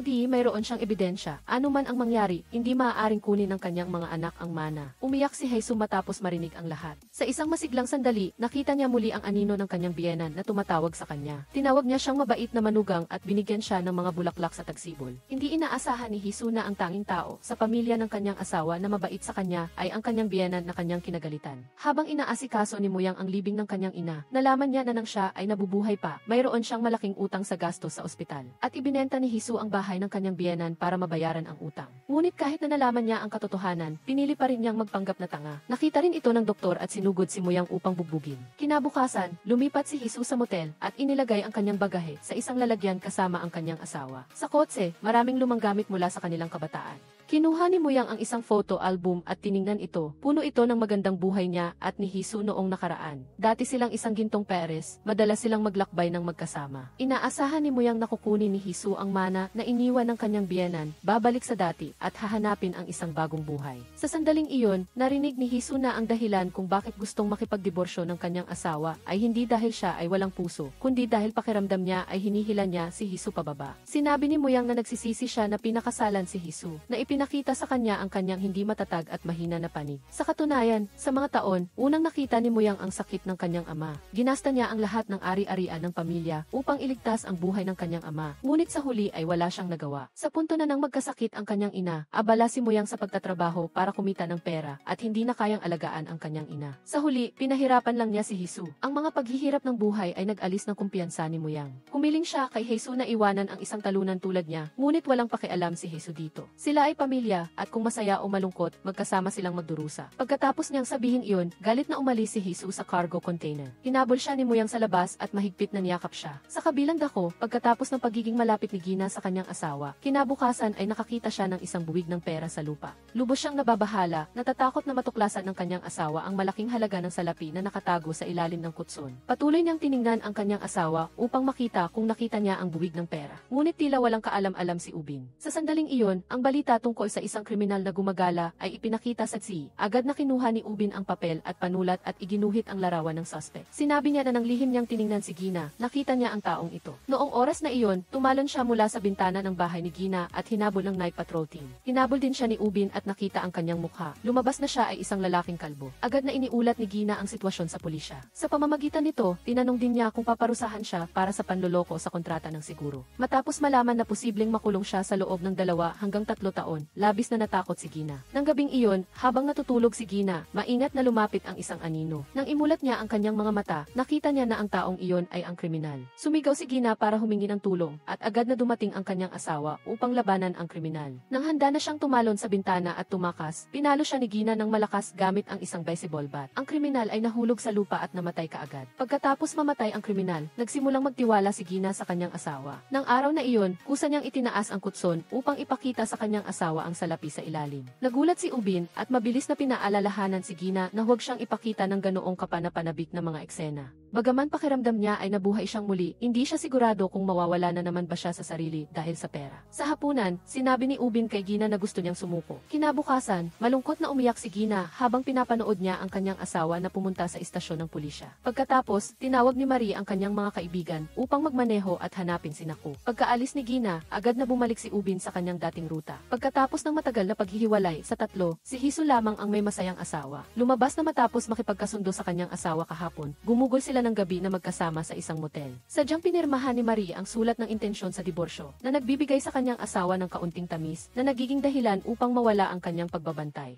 Pagkatapos pirmahan ni Marie ang petisyon sa diborsyo, sabik na sabik si Naku na pakasalan si Guyun. Nagpakasal ang mag-asawa sa simbahan at inanyayahan pa ang isang grupo ng mga tagahanga ni Naku na sumali sa kasiyahan. Nang handa na sina Naku at Guyun na mangako, biglang sinipa ang pinto. Ang mainit na kapaligiran ay naging horror at madilim. Si Marie at ang dalawang kapatid ay maihawak na mga baseball bat. Ang kanilang mga mukha ay puno ng masamang balak at sumisigaw na laban sa kasal na ito. Agad na nagtago si Naku sa likod ng mga tagahanga at ng pari. Ngunit si Marie ay may malakas na aura, sumisigaw na siya ang asawa ni Naku at sinabi ang linya sa Biblia na mata sa mata, ngipin sa ngipin. Nahikayat si Marie ng pari at itinulak niya si Naku sa harap niya. Sa sandaling ito, mayroon ng isang taong humila sa switch ng kuryente ng simbahan. Sa dilim, marahas na nakipag-ugnayan si Marie kay Naku, naghihintay hanggang sa bumalik ang ilaw. Ang eksena ay magulo at si Naku ay mas kahabag-habag, ang kanyang mga damit ay gulo-gulo. Tumakas sina Marie at ang kanyang mga kaibigan. Ang kahindik-hindik na labanan na ito ay lubos na nagpasaya sa tatlong kapatid. Lumabas na tama ang sinabi ng Biblia, kung ano ang itinanim ay siyang aanihin. Ang tatlo ay nagsaya, nagpasya na huwag nang mamuhay ng maayos. Sa kabilang banda, nang makita ng asawa ni Gina na umalis siya, agad siyang dumaan sa likod ng istasyon ng pulisya patungo sa isang investment company. Naghahanap siya ng isang taong may apelyidong Dawa, ngunit hindi ito nakita ng receptionist. Hindi rin nakapagpakita si Ubin ng wastong dokumento, kaya hinila siya palabas ng security guard. Ngunit hindi sumuko si Ubin at patuloy na pumasok. Sa pagkakataong ito, nakilala niya talaga si Du Chang.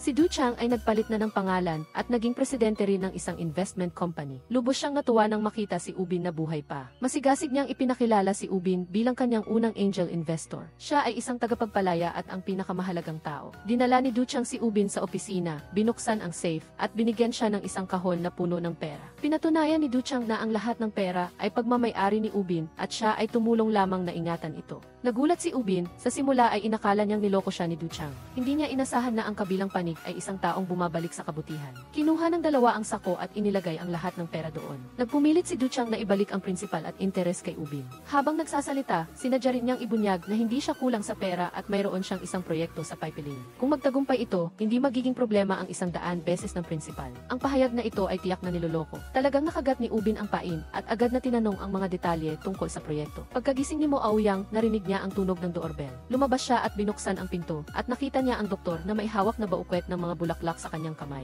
Makikita na gusto niyang hanapin si Haisu para sa isang bagay. Detalyadong tinanong ni Mo Aoyang at sa huli ay umamin ang doktor. Lumabas na malapit nang mag-expire ang sperm na inipon ni Haisu at ng kanyang asawa sa ospital. Matigas ang ulo ni Haisu at gusto niyang gawin ang in vitro fertilization bago ang expiration date. Agad na tumutol si Mo Aoyang. Kinumpirma rin ng doktor na sinubukan din niyang kumbinsihin si Haisu. Ngunit hindi lang nagalit si Haisu, nagmungkahi pa siya na magpalit ng ospital upang gawin ang in vitro fertilization. Para aliwin siya, bumili ang doktor ng mga bulaklak upang magsorry sa bahay. Sa nakababahalang ekspresyon sa mukha ni Mo Aoyang, tila bukod sa sperm, mayroon din siyang tinatago sa kanyang asawa. Ang tatlong kapatid ay handa nang umalis sa simbahan nang bumangga sila sa isang kotse na paparating mula sa kabilang direksyon.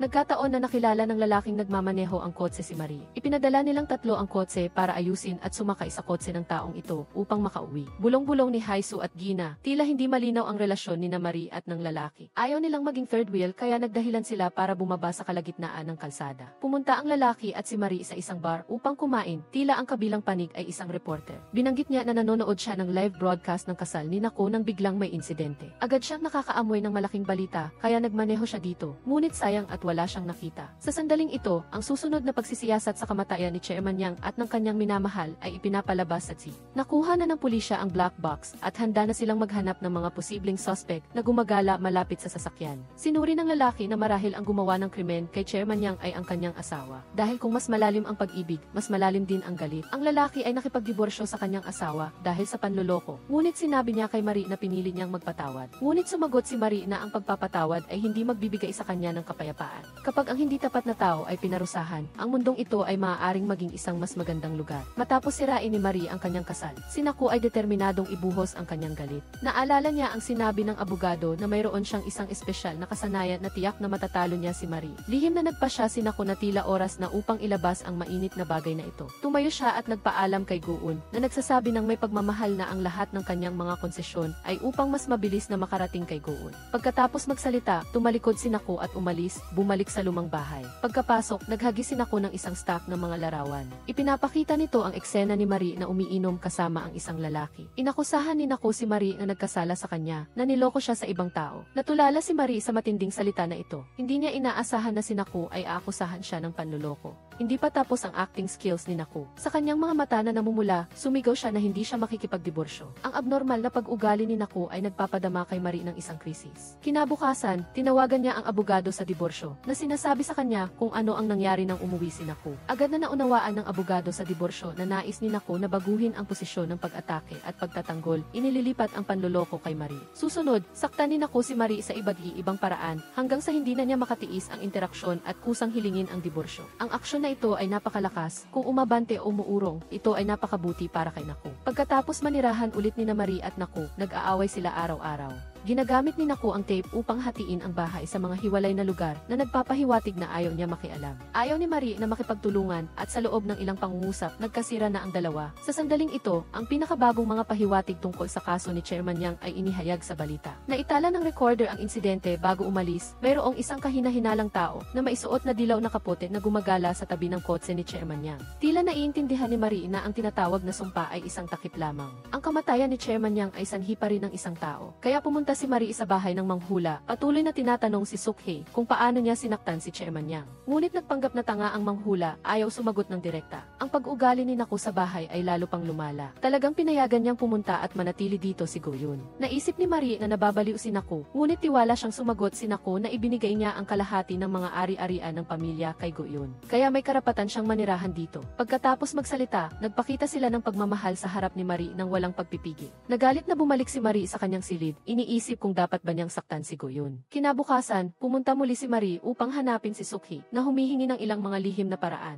Ngunit nakita niya na si Sukhe ay dinakip ng pulisya. Pagka-uwi ni Gina, naramdaman niyang kakaiba ang kutson. Sinuri niya ito at ang lahat ng pera ay nawala. Napasigaw si Gina sa takot. Nang kumalma siya, naalala niya ang sandali nang bumaba siya. May narinig siyang kapitbahay na nagtatanong kung pupunta ba siya sa ibang bansa dahil nakita niya si Ubin na umaalis na may dalang malaking maleta. Mabilis na sinuri ni Gina ang surveillance camera at natuklasan na kinuha ng kanyang asawa ang kanyang pera. Agad na kinuha ni Gina ang telepono ng kanyang asawa, hinanap ang contact list at tinawagan ang bawat isa. Sa huli, natagpuan niya ang taong nakakita sa kanya. Pumunta si Gina sa tindahan niya at nag-iskandalo. Sa huli, nakuha niya ang business card ni Dutrang. Narinig niya na si Ubin ay kasama na ngayon ng taong ito. Pumunta si Gina sa lobby ng kumpanya ni Dutrang. Mula sa malayo, nakita niya ang kanyang asawa na lumabas sa pasukan ng elevator na nakasuot ng suit at leather shoes. Agad na hinabol ni Gina, ngunit pinigil siya ng security guard. Hindi sumuko si Gina. Nagbantay siya sa pinto ng garahe upang suriin ang bawat driver ng kotse at pigilan ang kanyang asawa. Nang sadyang inudyukan ng isang driver si Gina, ginamit ni Ubin ang away ng dalawa upang magmaneho palayo. Sa kanyang kawalan ng pag-asa, pinigilan ni Gina ang isang food delivery motorcycle upang habulin ang kanyang asawa. Tila determinado si Ubin na iwasan si Gina.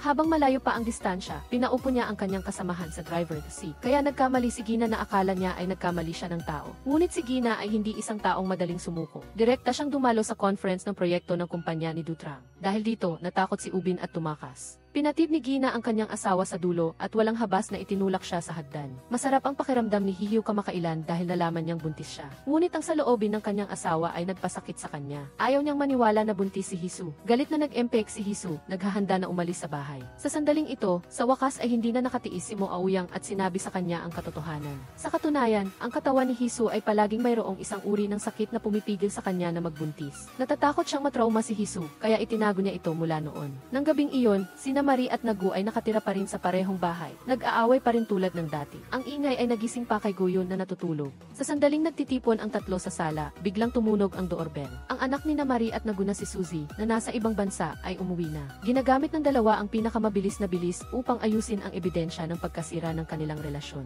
Sinara pa ni Nagu si Guyon sa balkonahe. Sa sandaling ito, binuksan ni Suzy ang combination lock sa pinto at pumasok sa bahay. Bago pa siya makapagtatanong tungkol sa kalagayan ng kanyang mga magulang, narinig niya ang nakakapanliligaw na sigaw ni Guyon. Dumiretso si Suzy sa balkonahe, binuksan ang pinto at baliw na hinila ang buhok ni Guyon. Si Guyon ay hindi nagpakita ng anumang kahinaan. Batay sa pag-aalaga ni Nagu sa kanya, nagsimula siyang makipag-away kay Suzy. Ngunit sa harap ni Suzy, tila nawala ang pribilehiyo ni Guyon na alagaan. Hindi kayang turuan ni Nagu ang kanyang anak, sinabi lang niya na humingi siya ng tawad sa matanda. Bilang resulta, tumakbo si Suzy habang umiiyak, iniisip na sinigawan siya ng kanyang ama. Nakita ni Guyon na patuloy na nagmumura si Suzy at naramdaman niya na ang mga bata ay maaaring gumamit ng ganoong masamang kasanayan sa pag-arte upang linlangin ang mga matatanda. Sa hindi inaasahang pagkakataon, sinigawan ni Nagu si Guyon sa unang pagkakataon. Lumapit siya sa kanyang umiiyak na anak na may malungkot na ekspresyon. Dahil sa pagdating ni Suzy, kinailangang pansamantalang itigil ni Nagu ang pakikipaglaban kay Marie. Kinailangan pa nilang matulog sa parehong kama. Ngunit si Guyon ay hindi madaling sumuko at nanatili pa rin siya sa bahay ni Nagu at ayaw umalis. Ngunit sa ganitong paraan, mas lalong lumakas ang lakas ng laban ni Suzy. Maaga pa lang, tinawag na niya ang kanyang lola at lola. Nang makita ang isang maliit na kabit na lumabas sa bahay na ganoon kayabang, ang dalawang lola ay nagpakita ng isa pang paghila ng buhok. Sa huli, huminahon ang lahat. Lumuhod si Nagu sa harap ng dalawang ina at malakas na sinabi na mahal niya si Guyon. Tulad ng inaasahan, nabugbog siya. Sa huli, si Marie ay maaari lamang gumamit ng isang palanggana ng tubig upang patayin ang apoy ng digmaan muli. Sa huli, nagpasya ang dalawang pamilya ni Nagu at Marie na bumoto kung magdidiborsyo ba sila o hindi. Pagkatapos bumoto, inihayag ni Suzy ang huling resulta. Nang mayroong dalawang boto sa pabor at laban, biglang ipinahayag ni Guyon na hindi nag-aral sa ibang bansa si Suzy. Paparating na sa internasyonal na paaralan sa Jeju Island para mag-aral. Ikinagalit ito ng biyenan at sinisi si Marie sa pagpapabagal sa pag-aaral ng kanyang anak. Walang galang na sumagot ang ina ni Marie at aksidenteng isiniwalat na tinanggap niya ang sponsor ni Nagu. Sa isang iglap, nag-away ang buong pamilya. Sa pagkakataong ito, hindi na kinaya ni Suzy at sinabi na hiwalayan na lang ng kanyang mga magulang at itigil na ang kamalasang ito. Pagkatapos nito, binuksan ni Marie ang huling balota. Nakasulat dito na bumoto siya laban sa hiwalayan. Pagkatapos ng lahat ng ito, ang resulta ay humantong pa rin sa hiwalayan. Matapos ihatid ni Marie ang kanyang anak na babae, nilapitan siya ng kanyang ina para kumbinsihin siyang mag-divorce. Sinabi rin niya na ang isinulat niya sa papel ay isang boto ng pagsang-ayon. Sumigla ang isipan ni Marie at nagsimulang mabilis na mag-isip. Pumili ang kanyang ina na sang-ayon at tiyak na ganoon din si Nagu. Kung gayon, isa sa tatlong boto laban ay kay Guyon. Agad na tumakbo si Marie pabalik sa bahay para hanapin si Guyon. Ngunit sa ibaba, nakita niya si Guyon at Nagu na nagkakaroon ng hindi pagkakaunawaan at galit na umalis. Tiningnan lang ni Nagu si Guyon na umaalis nang hindi pinapansin ang kanyang asawa na naging dahilan para madapa si Marie. Ipinapaalala nito kay Marie ang gabing iyon na umuulan kung saan tiniis niya ang sakit. Mukhang maputla siya at ginamit ang lahat ng kanyang lakas upang bumaba mula sa bahay. Habang hinihila ang kanyang katawan na puno ng pananakit sa kwarto, kinailangan niyang tiisin ang lahat ng ito ng mag-isa. Sa paggunita rito, lalo pang tumatag ang puso ni Marie.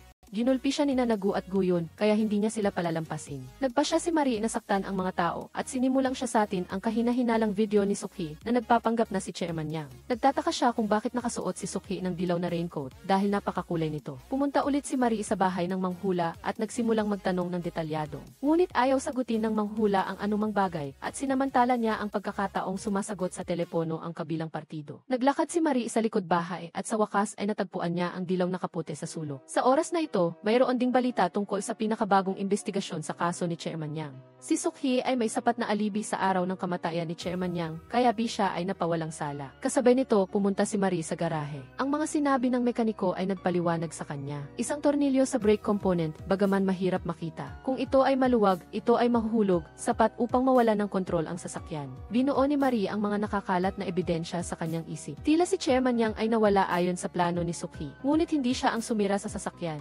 Sa huli, itinulak siya pababa mula sa ikalawang palapag. Sa isang malakas na tunog, nahulog si Ubin sa swimming pool sa ibaba. Pagkatapos siyang sagipin at may angat sa gilid, sinampal siya ni Jin para magising at humingi ng pera. Walang ibang pagpipilian si Ubin, kaya dinala niya si Jin sa hotel. Ipinabalik niya kay Duchang ang puhunan niya. Hindi nagtagal ay dumating si Duchang na dala ang pera. Habang nagbibilang ng pera si Jin, sinadya ni Duchang na kausapin si Ubin tungkol sa virtual currency project na nasa kamay niya. Inilarawan niya ang sitwasyon kung saan kumita sila ng malaking kita pagkatapos ilabas. Itinagilid ni Jin ang kanyang kamay upang makinig at biglang nagkaroon ng interes. Sa huli, umikot si Jin ngunit hindi pa rin nakatakas sa matatamis na salita ni Duchang at Ubin. At sumakay din siya sa investment boat na ibinuhos ang lahat ng pera na mayroon siya. Pagkaraan ng ilang sandali, nagdao si Duchang ng isang launching ceremony na parang totoo. Pagkatapos niyang mag-countdown, lumabas sa screen ang virtual currency na dinoble. Sa hiyawan ng mga investor, ang halaga ay tumaas ng 1,000 beses. Mabilis na kinuha ni Ubin ang baso ng alak para magdiwang kasama si Jin. Lahat ay lubos na nasisiyahan sa pagpapayaman. Walang nakapansin na tahimik na umalis si Duchang. Hindi nagising ang lahat mula sa kanilang panaginip hanggang sa nagkaroon ng network failure sa screen. Lahat ay hinahanap ang nawawalang si Duchang. Sa wakas ay nakipag-ugnayan si Ubin sa kanya. Ipinaliwanag ni Duchang na ang abnormal na pagkaantala ng network ay sanhi ng malaking bilang ng mga user na pumasok sa software sa unang araw na humantong sa pagkalumpo. Ito ay babalik sa normal sa lalong madaling panahon. Ngunit sa sandaling ito, ang kapaligiran sa pinangyarihan ay hindi na maayos. Lahat ay nakatingin kay Ubin. Kung sila ay naloko, tiyak na hahanapin nila siya upang maningil. Dahil nawala ng komunikasyon si Duchang, nag-aalala din si Jin tungkol sa pera na ipinuhunan niya. Sa araw na iyon, naghahanda na ang mag-asawa na pumunta sa address ng kumpanya sa flyer. Isang investigator ng insurance ang biglang tumawag kay Jin. Sinabi na dahil itinago niya ang katotohanan na hindi pa patay ang kanyang asawa, na itatag na ang krimen ng insurance fraud. Natakot si Jin ngunit hindi si Ubin. Ano man ang mangyari, mahalaga na kumpirmahin ngayon kung tama ang pamumuhunan. Nagpunta silang dalawa sa address, ngunit nalaman nila na ito ay isang pabrika lang ng roll ng papel. Sa puntong ito, napagtanto ni Jin at ng kanyang asawa na sila ay naloko. Gustong bawiin ni Jin ang natitirang pera at tahimik na iwanan ang kanyang asawa. Ngunit, wala pala siyang isang sentimo sa kanyang bulsa. Sa ilalim ng pagtatanong ni Jin, sinagot ni Ubin na na-invest na niya ang lahat ng pera. Parang tumigil ang puso ni Jin. Gusto niyang mamatay kasama ang kanyang asawa. Sa kabilang panig, pagkatapos marinig ni Hisu ang lihim ng kanyang asawa tungkol sa kanilang infertility, galit siyang umalis sa bahay. Pagkatapos, ginugol niya ang sumunod na ilang araw sa pakikipag-ugnayan sa doktor. Humihingi na kunin niya ang anak na babae nito pagkatapos ng klase. Ang doktor ay isang solong ama at tila may magandang impresyon din kay Hisu. Bumalik si Hisu sa ospital upang kumpirmahin ang kanyang pisikal na kondisyon. Ngunit nalaman niya na ang mga reaksyon sa pagbubuntis ay maaaring mga sintomas ng mga komplikasyon dahil sa cancer. At sinabi ng doktor kay Hisu na huwag mag-antala at maagang maospital para sa paggamot. Hindi sinabi ni Hisu sa kanyang asawa ang tungkol dito, ngunit sumang-ayon sa diborsyo. Mabilis na nakumpleto ang proseso ng diborsyo. Wala nang pagmamahal si Hisu para sa kanyang asawa. Ginamit niya ang lupang iniwan ng kanyang biyenan para makautang. Pagkatapos ay ginamit niya ang perang kinita niya para mamili at magwaldas. Bumili siya ng maraming produkto para sa mga bata. Samantala, dahil nakipagkita si Marie kay Suki, ipinatawag siya ng pulisya para sa interogasyon. Nang malaman ito ng abogado, ipinaalam niya kay Naku. Agad na pumunta si Naku sa istasyon ng pulisya upang magtanong. Sa huli, nalaman niyang tila may kinalaman si Marie sa pag-atake ni Suki kay Chairman Yang. Nagpatuloy ang abogado sa pagsisiyasat batay sa pahiwatig na ito at nalaman na pinalaya na si Suki. Ang suspect ay ang misteryosong lalaki na nakasuot ng dilaw na kapote. Sinundan din niya ang pahiwatig at natagpuan ang website ng manghula. Nakita niya ang impormasyon sa nawawalang tao na tala na sana ay atakihin din si Naku. Sa parehong oras, dinalaw si Marie ng pulisya. Pag-uwi niya, dali-dali niyang tinanggal ang mga post at kasaysayan ng pagbabrowse na na-publish sa website. Pagka-uwi ni Naku sa bahay, natagpuan niya ang dilaw na kapote na dinala ni Marie. Kaya di napag-isipan niya na si Marie ay kasabwat ni Suki. Hindi siya makapaghintay na isumbong si Marie. Sa isang krisis, sumabog si Marie na may kahangahangang lakas. Kinuha niya ang isang kagamitan ni Naku at pinukpok siya hanggang sa mawalan siya ng malay. Sa kabilang banda, ang asawa ni Gina ay ayaw mamatay kasama niya. Sila ay nagsimulang mag-away. Sa huli, ginamit ni Gina ang kanyang sapatos na may mataas na takong upang baliin ang kanyang asawa at dumaloy ang dugo sa kanyang sako. Nagpalit ang eksena, sa isang magandang araw, si Marie ay nagmamaneho ng isang convertible car kasama ang kanyang dalawang matalik na kaibigan. Sa likod ng kotse, mayroong bahagyang mansa ng dugo. Nagmaneho si Marie ng pulang convertible hanggang sa bahay ng manghula. Ngunit sa labas ng gate ay mayroong anunsyo na sarado sila ngayon. Hindi sumuko ang tatlo at sumisigaw na buksan ng manghula ang pinto. Sa huli, hindi na kinaya ng manghula ang ingay kaya nagpakita siya. Pagkabukas niya sa likod ng kotse, nakita niya ang asawa ni Gina na nakahiga sa isang punang dugo. Dumating din ang ambulansya sa ibaba ng bahay ni Marie at dinala si Naku na nawala nawalan ng malay. Siya ay hindi pala patay at sa gabing iyon ay nawalan lang siya ng malay dahil sa pagpalo ni Marie. Ang manghuhula ay walang pagpipilian kundi turuan ang tatlo kung paano haharapin ang mga kahihinatnan.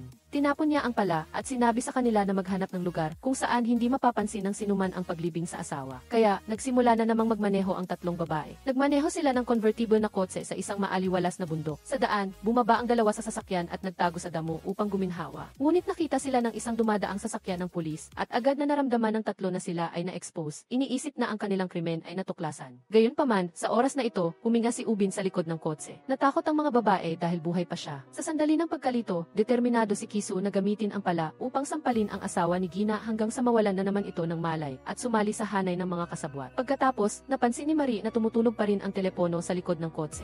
Ngunit bago pa niya ito makuha, lalong lumakas ang tunog ng sirena. Ang tatlo ay mabilis na sumakay sa kotse, kasama ang kotse ng pulis na humahabol sa kanila sa kalsada ng bundok. Sa ospital, tinawag ni Naku ang pulisya. Pagkatapos, tinanong din ng pulisya ang buong kwento ng kaso. Sinabi ni Naku na siya ay sinuntok ng walang pagpapalit ng suntok. Gayunpaman, natagpuan ng pulisya ang iba pang mga bakas ng dugo sa kanilang bahay. Naalala ni Naku na naapakan ni Marie ang mga salamin. Iyon ay tiyak na ang ketchup na nahulog sa kanya. Ngunit nagdududa pa rin ang pulisya. Kahit na, ang pamumuhay ni Marie ay hindi pa rin sigurado. Si Naku lamang ang nagsabi nito. Hiniling ni Naku sa pulisya na suriin ang kitty. Tiyak na tumakas si Marie pagkatapos ng laban. Ngunit sumagot ang pulisya na nasuri na nila ang kamera sa harap. Mayroon lamang isang imahe ni Marie na umuwi. Walang eksena na umalis siya. Ang maari ng kumpirmahin ng pulisya ay nagkaroon ng kaguluhan sina Marie at Naku at nasaktan. At nawala siya, at ang huling tao na kasama niya ay si Naku. Sa madaling salita, kung may nangyari kay Marie, si Naku ang unang suspect. Agad na napagtanto ni Naku na mali ang direksyon. Sinimulan niyang takpan ang kanyang ulo at magkunwaring bobo. Matapos umalis ang tatlong kaibigan, nakatanggap ang manghula ng tawag mula sa istasyon ng pulisya. Naghinala ang pulisya na ang misteryosong tao na nakasuot ng dilaw na kapote na na-record sa video ng pagsubaybay ay siya. Dahil sa investigasyon ay lumalabas na siya ang nagpapatakbo ng website. Dahan-dahang kinuha ng manghula ang isang bagong dilaw na kapote at ibinigay ito sa pulisya. Sinabi niya na ang website na ito ay para lang sa mga kawawang asawa para maglabas ng galit. Walang sinuman ang seryosong sasaktan. Dahil walang ebidensya ang pulisya, tumayo ang manghula at umalis. Ngayon ang anibersaryo ng kamatayan ng isang babae. Kailangan pa niyang bisitahin ang libingan. Nagmaneho ang tatlong babae papasok sa kagubatan. Sa wakas, nakatakas sila mula sa kotse ng pulis. Sa sandaling ito, ang telepono sa kamay ni Marie ay tumunog na tinawag ni Naku. Ito ay lumabas na ang may-ari ng telepono ay si Goyun. Sa gabing iyon, pagkatapos talunin ni Marie si Naku, nawala din si Goyun.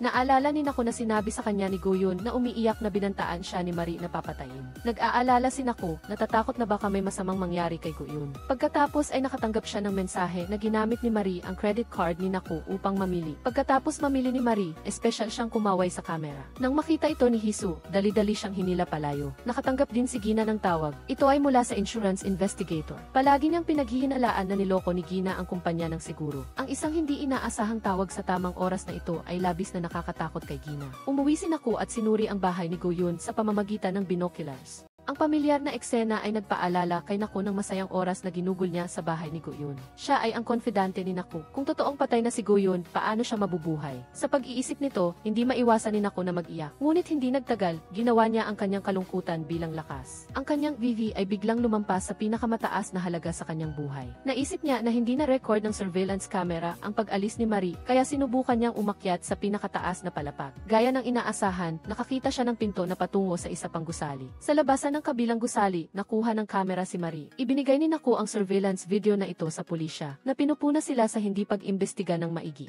Sa huli ay napagbintangan siya, kaya sinabihan ni Naku ang pulisya na arestuhin kaagad si Marie. Ngunit ang kahilingang ito ay halatang labis. Nalaman din ng pulisya ang tungkol sa mga naunang balita tungkol sa pagtataksil ni Naku, kaya pinayuhan siya na huwag na lang palakihin ang issue. Kung hindi, talagang masisira ang reputasyon ni Naku. Dahil ayaw tumulong ng pulisya, napilitan si Naku na kumilos ng mag-isa. Paglabas niya sa istasyon ng pulisya, bigla siyang nakakita ng isang supermarket delivery truck. Iyon ang supermarket kung saan niya natanggap ang mensahe ng debit card. Hinabol ni Naku ang delivery truck. Pagdating sa supermarket, hiniling ni Naku na i-print muli ang resibo batay sa impormasyon ng credit card. Pagkalabas niya ng supermarket, nakakita na naman siya ng surveillance camera sa itaas niya. Dahil sa tawag mula sa insurance investigator, nataranta si Jin at tinapon ang kanyang telepono. Ang walang ingat na aksyon na ito ay nagpanik din kina Hisu at Marie. Kung nakuha ng iba ang data at natuklasan ang impormasyon sa loob, sila ay matatalo. Sa sandaling sandaling ito, may ingay mula sa putik sa tabi ng ilog at agad na lumapit si Jin upang tingnan. Ang telepono niya nga ito, ngunit ang tawag ay mula sa numero ng kanyang asawa. Natakot si Jin nang husto na ibinaba niya ang telepono sa sahig muli. Bumalik ang tatlo sa likod ng kotse. Si Ubin ay halatang nawawalan pa rin ng malay. Hindi alam kung siya ay buhay o patay. Sino kung gayon ang gumawa ng tawag na ito? Sa oras na ito, isang lalaki na may itim na maskara ang nag-imbestiga sa lugar kung saan si Ubin ay sinaksak. Siya ang tumawag sa numero ni Ubin. Nagpatuloy ang mga babae sa paglalakbay patungo sa sementeryo na may pagdududa. Ang kanilang patutunguhan ay ang lupain na iniwan ng biyena ni Hisu. Ang lugar na ito ay napakalayo at magandang lugar para ilibing ang katawan. Habang naghuhukay, si Hisu ay patuloy na nag-aalbor. Pagkatapos tanungin ni Marie at Jin, inamin niyang buntis siya. Hindi nagtagal pagkatapos magalak si Hisu, natagpuan din ni Naku ang lugar na ito batay sa impormasyon na ipinakita ng supermarket surveillance system. Nagtago siya sa damuhan at dahan-dahang gumalaw. Dahan-dahan siyang lumapit sa pulang convertible na kotse at hindi inaasahan, pagkabukas niya sa likod ng kotse, tinitigan niya ang asawa ni Jin. Ito ay lumabas na ang asawa ni Jin ay nagpapanggap na patay. Dali-dali siyang tinanong ni Naku kung nasaan si Goyun, ngunit hindi man lang alam ni Ubin kung sino siya at gusto lang niyang ipagpatuloy ang pagpapanggap na patay. Kahit na gusto siyang iligtas ni Naku, hindi siya aalis. Ang dalawa ay gumawa ng ingay habang nagtutulakan at agad na ibinaba ni Marie at ng dalawang iba pa ang pala at lumapit sa lugar na ito. Kaya, nagtago si Naku sa gilid at nagsimulang magtulungan ang tatlong babae upang ilabas ang asawa ni Jin. Habang inililipat siya, hindi sinasadyang nahulog si Ubin sa lupa at agad siyang sumigaw na nagbunyag na buhay pa siya. Ang tatlo ay walang pagpipilian kundi turuan siya muli ng isang aralin at hilahin siya sa hukay. Si Naku na nasa damuhan ay natakot, ngunit kinuha pa rin ang lakas ng loob upang lumapit at kumuha ng larawan ng kanilang hubad na katawan. Ngunit pagkatapos niyang kunan ang larawan, nalaman niyang walang signal dito at hindi niya maipadala ang larawan. Nang bumagsak ang dilim, sa wakas ay nakahukay sila ng tatlong butas. Sa sandaling ito, sumugod si Naku sa labas, gustong harapin ang tatlong babae, ngunit hindi inaasahan, ang pag-iwas ni Marie ay nagpahulog sa kanya ng diretso sa hukay.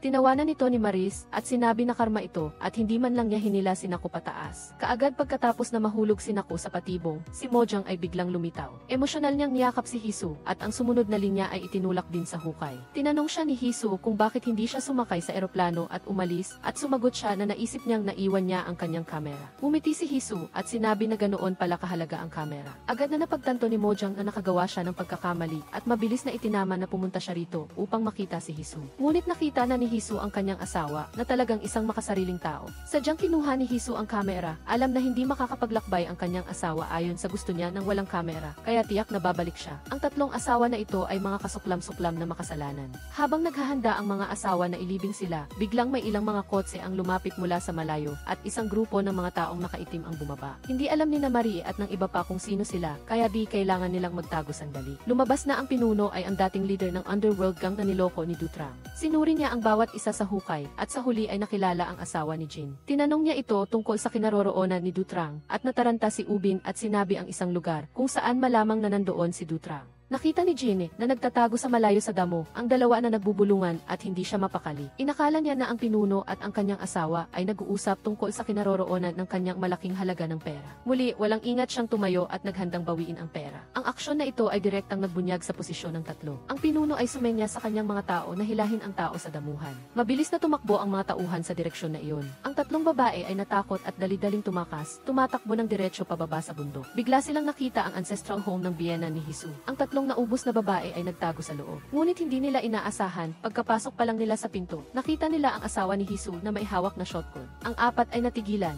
Lumabas na, kanina, sinamantala niya ang kaguluhan upang makatakas sa mga mata ng pinuno. Sa oras na ito, hinukay ng mga tauhan ang asawa ni Jin mula sa lupa at bumaba sa bundok ng paisa-isa. Habang walang nakatingin, tahimik na lumabas si Naku sa hukay at tumakbo sa villa. Sa madilim na villa, ang tatlong babae ay naglalaban kasama ang asawa ni Hisu at isang bala ang aksidenteng binaril. Pagkarinig sa putok, ang mga tauhan na naghahatid sa asawa ni Jin ay agad na natakot at tumakas. Dali-daling tumakbo si Ubin patungo sa malayo. Dahan-dahang lumapit si Naku sa bintana dahil sa takot. Biglang may ilaw sa loob. Sumilip siya at nakita ang tatlong babae at si Mojang. Sa kanyang subconscious, naisip ni Naku na nananakit na naman sila. Mabilis siyang tumalikod at umalis at tinawag ang pulisya. Hindi nagtagal ay dinala ni Naku ang pulisya. Agresibo siyang sumugod sa villa na gustong arestuhin ng pulisya ang tatlong mamamatay tao. Gayunpaman, sinadya ni Marie na magpakita ng kalungkutan at kawalan ng magawa na sinasabi kay Naku na oras na para sa kanyang gamot. Agad na naunawaan ni Naku na sinusubukan ni Marie na ilarawan siya bilang isang baliw upang lokohin ang pulisya. Siya ay hindi nagpatinag at malinaw na inilarawan kung paano pinatay ng 3 babae si Mojang. Ngunit pagkatapos niyang magsalita, lumabas si Mojang mula sa katabing silid na parang walang nangyari. Nalito si Naku at ang pulisya ay wala ng oras na makinig sa kanya. Iniwan siya sa harap ng villa at umalis. Lumabas na sa labanan, kinuha ni Marie ang shotgun at aksidenteng binaril. Ngunit ang bala ay nasira lamang ang isang palamuti. Pagkatapos, iminungkahi ng 3 na makipagtulungan si Mojang sa pag-arte. Dahil dito, napahiya si Naku. Nakita ang pulisya na umalis, muling binuksan ni Marie ang telepono ni Goyun at naghanap ng signal. Nag-aalala si Jin para sa kaligtasan ng kanyang asawa, kaya tahimik siyang lumabas na may dalang flashlight upang hanapin siya. Hindi pa siya nakakalayo nang makita ni Jin ang kanyang asawa na nakahiga sa lupa sa kalsada ng kagubatan. Pagkatapos ay hiniling niya kay Naku na buhatin siya pabalik sa villa. Sa villa, nagsimulang muling gumanap ang mag-asawang hiso ng kanilang mapayapa at masayang taon. Nagluto si Mojang ng manok na sopas para sa kanya na may mukha na puno ng katapatan sa kanyang asawa.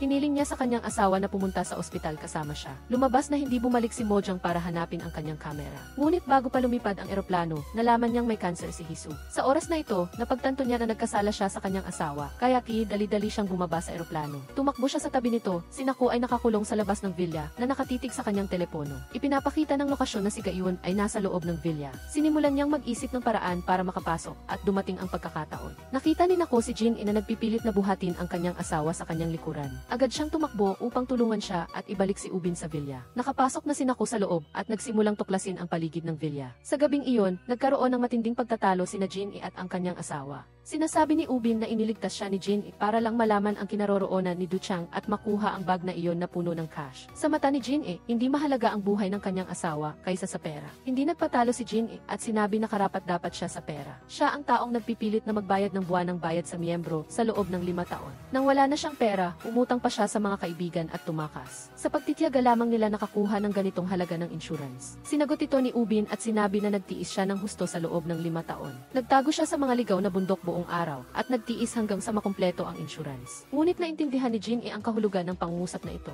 Lumabas na ang kanyang asawa ay pumunta upang makita siya para sa pera ng siguro. Pumunta siya rito para sa halagang ito mula pa sa simula. Ang pangungusap na ito ay nagpatindig sa galit ni Jin. Muli niyang napagtanto ang tunay na kalikasan ng kanyang asawa. Sa hapagkainan noong gabing iyon, natatakot sina Nagu at Ubin, natatakot na ang pagkain sa kanilang harapan ay laso ng kanilang mga asawa. Habang ang 4 na tao ay nakikilahok pa rin sa isang psikolohikal na labanan, biglang naramdaman ni Hisu na nasusuka at dali-dali siyang tumakbo sa banyo.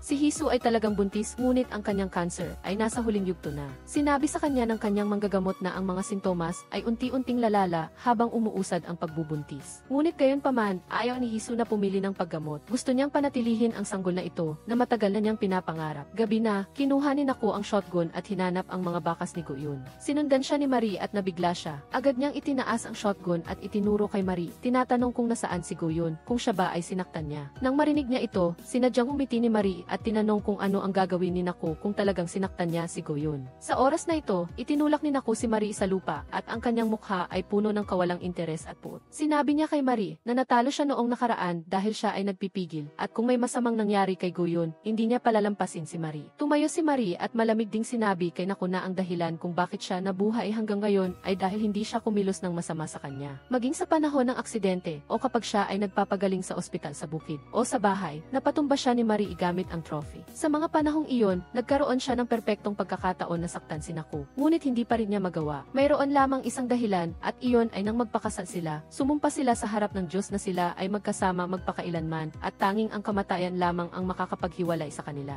Naiinis na sumagot si Naku na lahat ng nagpapakasal ay nanunumpa ng ganoon, ngunit nanatili pa rin sa isipan ni Marie ang mga salitang ito. Naramdaman niya na kapag nasabi na ang mga salitang iyon, sila ay magiging mag-asawa at magulang ng kanilang anak habang buhay. Sa harap ng mapagmahal na pag-amin ni Marie, muling binuhusan siya ni Naku ng malamig na tubig. Sinabi niya kay Marie ang bawat salita na anuman ang nais niyang gawin upang mailigtas ang kasal na ito, hindi siya magpapadala dahil ayaw niyang makasama si Marie kahit isang segundo at gusto niyang iwanan siya kahit na mamatay pa siya. Tumulo ang luha ni Marie at habang umiiyak, ngumiti siya na nagpapakita ng kanyang kalungkutan sa loob na parang isang baliw. Mapagbantay na itinaas ni Naku ang shotgun na binabantaan si Marie na huwag lalapit, ngunit si Marie ay labis na nagdadalamhati na hindi na siya natatakot. Kinuha niya ang baril at itinuro ito sa kanyang sarili na sinasabi kay Naku na barilin siya. Ngunit hindi inaasahan, talagang pinindot ni Naku ang gatilyo, ngunit ang baril ay walang bala. Sa oras na ito, si Marie ay nalungkot at nawalan siya ng lakas upang umiyak. Lumabas na talagang kinamumuhian siya ni Naku hanggang sa punto na talagang maaari niyang niyang pindutin ang gatilyo. Lumabas si Marie mula sa villa na desperado at nawala na sa gabi. Kinabukasan, hindi nahanap ni Hizu at Gina si Marie at silang dalawa ay lumabas ng villa. Sa oras na ito, bumalik si Marie at ang kutis ng kanyang asawa ay mas mahusay na. Ibinigay niya kay Gina ang telepono ni Ubin na naiwan niya sa daan. Ito mismo ang ibinigay sa kanya ng manghula na nakilala niya kagabi. Matapos makuha ni Gina ang telepono, sumakay siya sa kotse ng kanyang asawa at umalis sa villa. Si Mooyang ay nanatili dito kasama niya at tiningnan nilang dalawa ang bawat larawan. Tumawag ang doktor upang pilitin ang kanyang asawa na dalhin si Hizu sa isang pagsusuri sa lalong madaling panahon. Ngunit hindi ito masabi ni Mooyang dahil masaya ngayon si Hizu. Ngunit hindi nagtagal ay nagsimulang umubo si Hizu at mahina siyang bumagsak sa lupa. Si Naku ay natulog sa kotse buong gabi at paggising niya, nakita niya si Go-un na nagpost ng isang bagong update. Ito ay isang larawan sa isang suspension bridge sa kung saan agad na nagmaneho si Naku doon. Sa daan, nasira ang preno at ang kotse ay bumangga ng malakas sa bangketa. Gayunpaman, nakatulong ito sa kanya na hindi sinasadyang makarating sa suspension bridge. Hindi na nag-isip pa si Naku at mabilis siyang sumugod papasok. Nang umapak na si Naku sa suspension bridge, sa likod, inilagay ng manghulang nakasuot ng dilaw na raincoat ang no entry sign, puno ng fog ang tulay, at nakita ni Naku ang isang figura mula sa malayo. Sumigaw siya para tawagin si Go-un habang papalapit, ngunit nalaman niyang si Maris ang naghihintay sa kanya. Sa labas ng suspension bridge, isang figura ang lumabas sa tulay. Si Go-un pala ay pumunta din dito. Labis na nabigo si Naku at sinisi niya si Maris. Bakit napakadali para sa ibang tao ang makipagdiborsyo? Ngunit para kay Maris, mas gugustuhin pa niyang mamatay kaysa sumuko. Ngunit ang paniniwala ni Maris ay pareho pa rin ang sinabi niya kagabi. Ang kasal ay sagrado at ang mag-asawa ay dapat sumunod sa orihinal na kasunduan. Ito ang huling pagkakataon na tinanong ni Maris si Naku, gusto ba talaga niyang makipagdiborsyo sa kanya kahit na mamatay siya? Mahigpit na sagot ni Naku na. Sa pagdinig nito, nagsimulang lumapit si Maris sa kanya ng hakbang-hakbang. Hanggang sa tumapak si Naku sa isang walang laman na pedal at nahulog mula sa suspension bridge. Sa sandali ng kagipitan, kinapit niya ang kahoy, nakikita na nasa panganib ang kanyang buhay. Upang mabuhay, sinabi ni Naku na may mga luha sa kanyang mga mata na hindi niya didiborsyohin si Maris. Tinitigan ni Maris si Naku ng mailuhang mata. Alam niya na ang sinasabi ng lalaki ay kasinungalingan, ngunit hindi niya maiwasan na lumambot ang kanyang puso. Ngunit bago pa man mahawakan ni Maris si Naku, nahulog na siya mula sa tulay. Narating din ni Go-un ang suspension bridge at nasaksihan ang pagkahulog ni Naku. Nataranta siyang hanapin ang numero ng pulisya upang humingi ng tulong. Ilang sandali, dumating ang sasakyan ng pulis. Ngunit sa oras na iyon, nakasakay na si Maris sa motorsiklo ng manghula at umalis sa pinangyarihan. Pagkatapos, nakatanggap si Maris ng tawag mula sa istasyon ng pulis. Sinabi sa kanya ng pulis na nakatanggap sila ng ulat. May nakasaksi kay Naku na nag-aagaw buhay pagkatapos mahulog sa tulay. Maraming beses na isinagawa ang mga operasyon sa paghahanap at pagsagip sa ilog. Ngunit hindi pa rin natatagpuan ang katawan ni Naku. Nagsimula na rin kumalat sa online ang teorya na si Naku ay nawala dahil sa demonyong pagtatapon. Sa araw na iyon, pumunta si Maris sa istasyon ng pulis para sa interogasyon. Sinabi niya na naglakbay siya noong araw na iyon kasama si Naku at ang kanyang asawa at mga kaibigan. Ngunit may kagyat na bagay na kailangang gawin si Naku kaya umalis siya ng maaga at nawalan ng komunikasyon sa kanyang asawa. Batay sa kanilang karanasan, nakita ng pulisya na kahinahinala si Maris. Una, sinuri nila ang kanyang alibi. Ayon sa nag-ulat, nakita nila ang isang taong nakasuot ng dilaw na kaputi na itinulak si Naku mula sa suspension bridge. Nang marinig ito, naalala ni Maris ang unang ginawa niya matapos siyang ihatid ng manghula. Sinunog niya ang dilaw na kaputi. Kasabay nito, lumabas din ang manghula sa tourist spot noong araw na iyon. Tapos, ginamit niya ang pag-ulan bilang dahilan para isuot ni Go-un ang dilaw na kapote. Biglang naintindihan ni Mara ang intensyon ng manghula. Isang tahimik na ngiti ang lumabas sa kanyang mga labi. Dahil walang ebidensya na si Maris ang salarin, pinalaya si Maris. Umalis si Gina at ang kanyang asawa sa kabin sa kagubatan at pumunta sa pantalan kung saan umalis si Dutra. Mula sa malayo, nakita nilang dalawa ang lalaki at ang isang grupo ng mga tao na may dalang mabibigat na bagahe. Sigurado si Gina na ito ang pera na kanyang niloko. Agad na tumayo si Gideon at sumugod sa bangka ni Dutra. Sa kasamaang palad, ang pinuno ng grupo ay dumating din sa oras. Nahuli si Gina at ang kanyang asawa. Malinaw na nagbigay si Ubin ng maling impormasyon na nagkamali ng 2 oras. Gayunpaman, hindi pinagkakatiwalaan ng pinuno si Ubin, mas nag-ingat siya at dumating ng maaga, hindi sinasadyang nahulaan ang tamang oras. Sa sandaling dumating ang mga tao ng pinuno, agad silang nagsimulang makipaglaban sa mga tao ni Dutrang. Sa gitna ng kaguluhan, nadulas si Gina sa bangka, dinampot ang bag ng pera, at sinubukang umalis. Ngunit sa kasamaang palad, ipinagkanulo siya ng mga mata ng kanyang asawa. Nawala ng pasensya si Gina at napilitan siyang itapon ang backpack na puno ng pera sa dagat. Ngunit ang mga taong ito ay hindi kalaban ng pinuno. Hindi sila nakayanan ng matagal bago sila mahuli ng pinuno. Ang kanyang layunin ay makuha pa rin ang pera. Tinanong niya si Ubin at Dutrang, ngunit parehong walang sinabi ang dalawa. Nag-isip Nag-isip ng husto si Gina sa gilid at sa wakas ay nakaisip ng isang paraan. Nag-alok siya na makipagnegosasyon sa pinuno at pinag-usapan ang araw na iyon sa party para sa initial public offering ng virtual currency. Tinulungan niya ang pinuno nang magkasakit siya. Naalala ng pinuno na totoo nga ito at handa siyang pakawalan si Gina. Ngunit sa kabilang banda, wala na siyang magagawa pa. Ang kanyang asawa at si Dutrang ay kailangang manatili at magpatuloy na bugbugin. Nag-alala si Gina at sinabi sa pinuno na magbigay ng presyo kung magkano ang kailangan niyang bayaran upang makuha ang kanyang asawa. Matapos matanggap ang pera, nagsimulang tumawag si Gina sa lahat ng dako upang humiram ng pera. Ngunit walang gustong tumulong. Pagkaalis ni Mary sa istasyon ng pulis, tumawag siya ng maraming beses upang makipag-ugnayan sa magkapatid na Hizyu at Gina.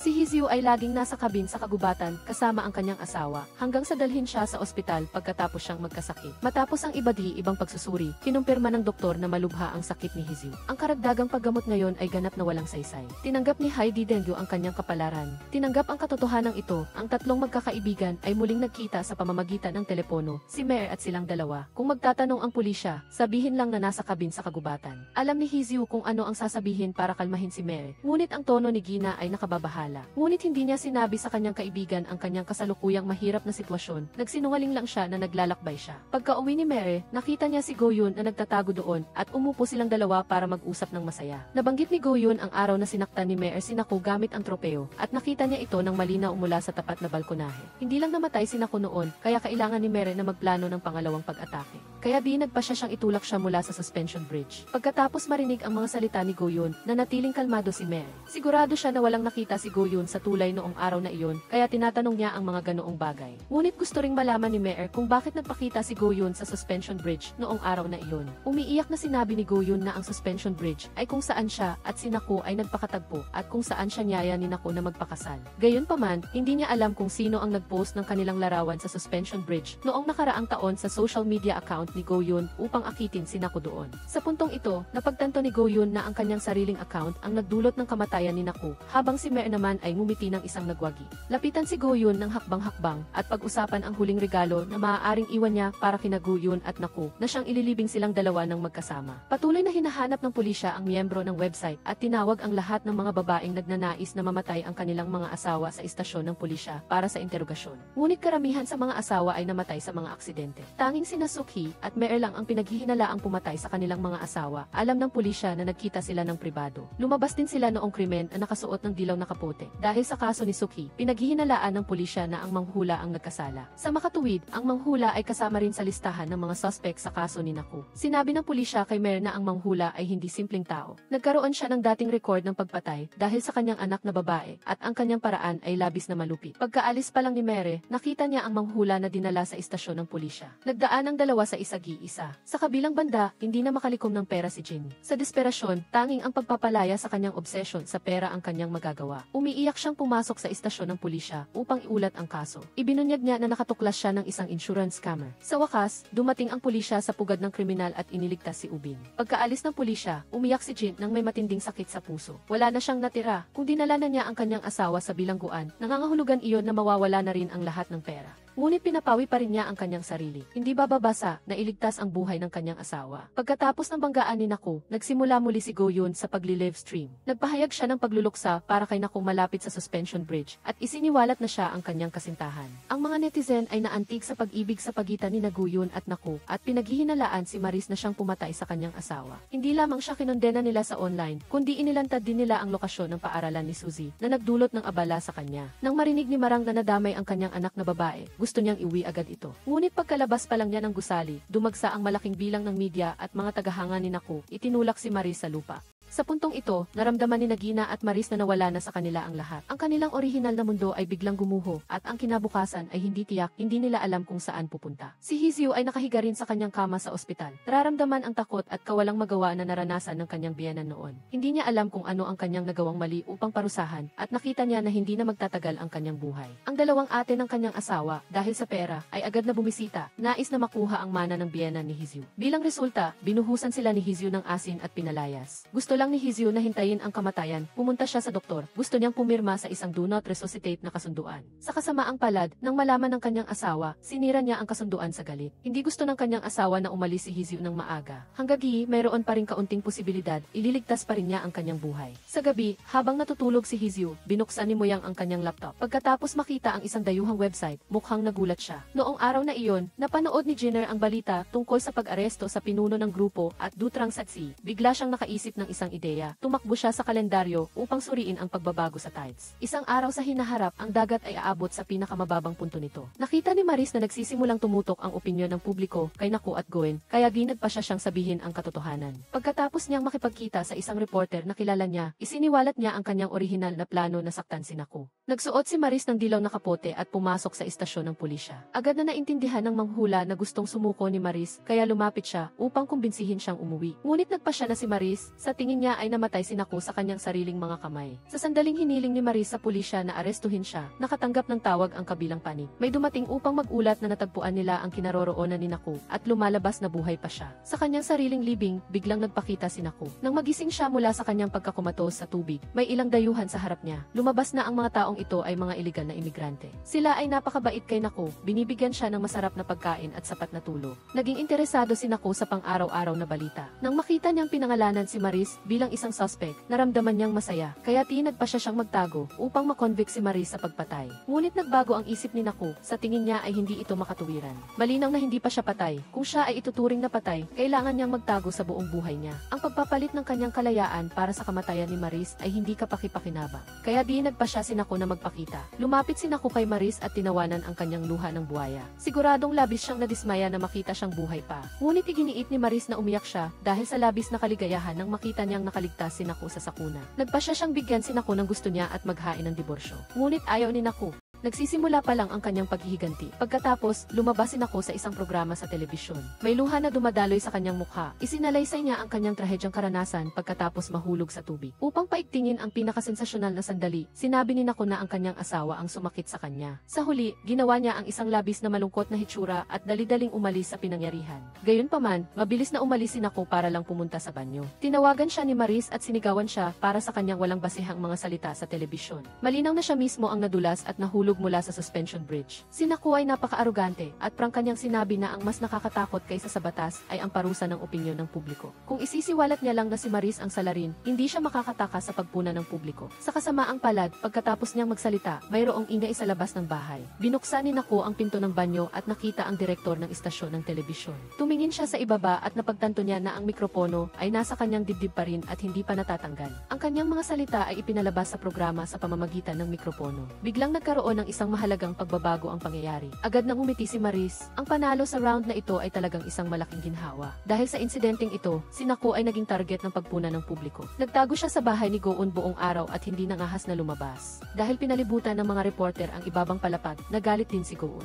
Hindi niya alam kung maaari pa siyang manatili sa tabi ni Naku. Sa sandaling iyon, tumawag si Maris mula sa tapat na gusali. Hawak niya ang isang EXD. Sa loob ay ang katotohanan tungkol sa kung ano ang nangyari sa suspension bridge noong araw na iyon. Pumunta silang dalawa sa kanilang abogado sa parehong oras upang panoorin ang video. Noong araw na iyon, sa suspension bridge, pagkatapos magpalitan ng mga salita sina Naku at Maris, si Naku mismo ang unang humawak sa liig ni Maris at ipinako siya sa sira-sirang rehas ng suspension bridge. Hanggang sa makatakas si Maris at lumapit kay Naku ng hakbang-hakbang. Hindi niya sinasadyang natapakan ang isang walang laman na tabla at nahulog sa tubig. Matapos ipalabas ang video, nagkaroon ng isa pang ebidensya laban kay Naku. Sinubukan niyang saktan ang isang tao at ang kanyang biro ay nag-aksaya ng mga mapagkukunan ng pulisya. Wala nang lakas si Naku para lumaban. Wala na siyang magawa kundi mangako na ibibigay kay Maris ang bahay at ang kustodya ng bata. Hanggang di tinutulungan siya ni Maris na itago ang ebidensya. Pagkatapos marinig ito, idinagdag din ni Maris na gusto niyang taos pusong humingi ng tawad si Naku sa kanya. Si Naku ay napilitang lumuhod sa harap ng telepono at malakas na humingi ng tawad. Umiti si Maris at sinabing ang diborsyo ay isang napakamahal na transaksyon. Lumipat ang eksena kay Gina. Nang malaman niyang mababa ang alon ngayon, agad siyang tumakbo sa beach upang hanapin ang lokasyon ng bag ng pera na itinapon niya.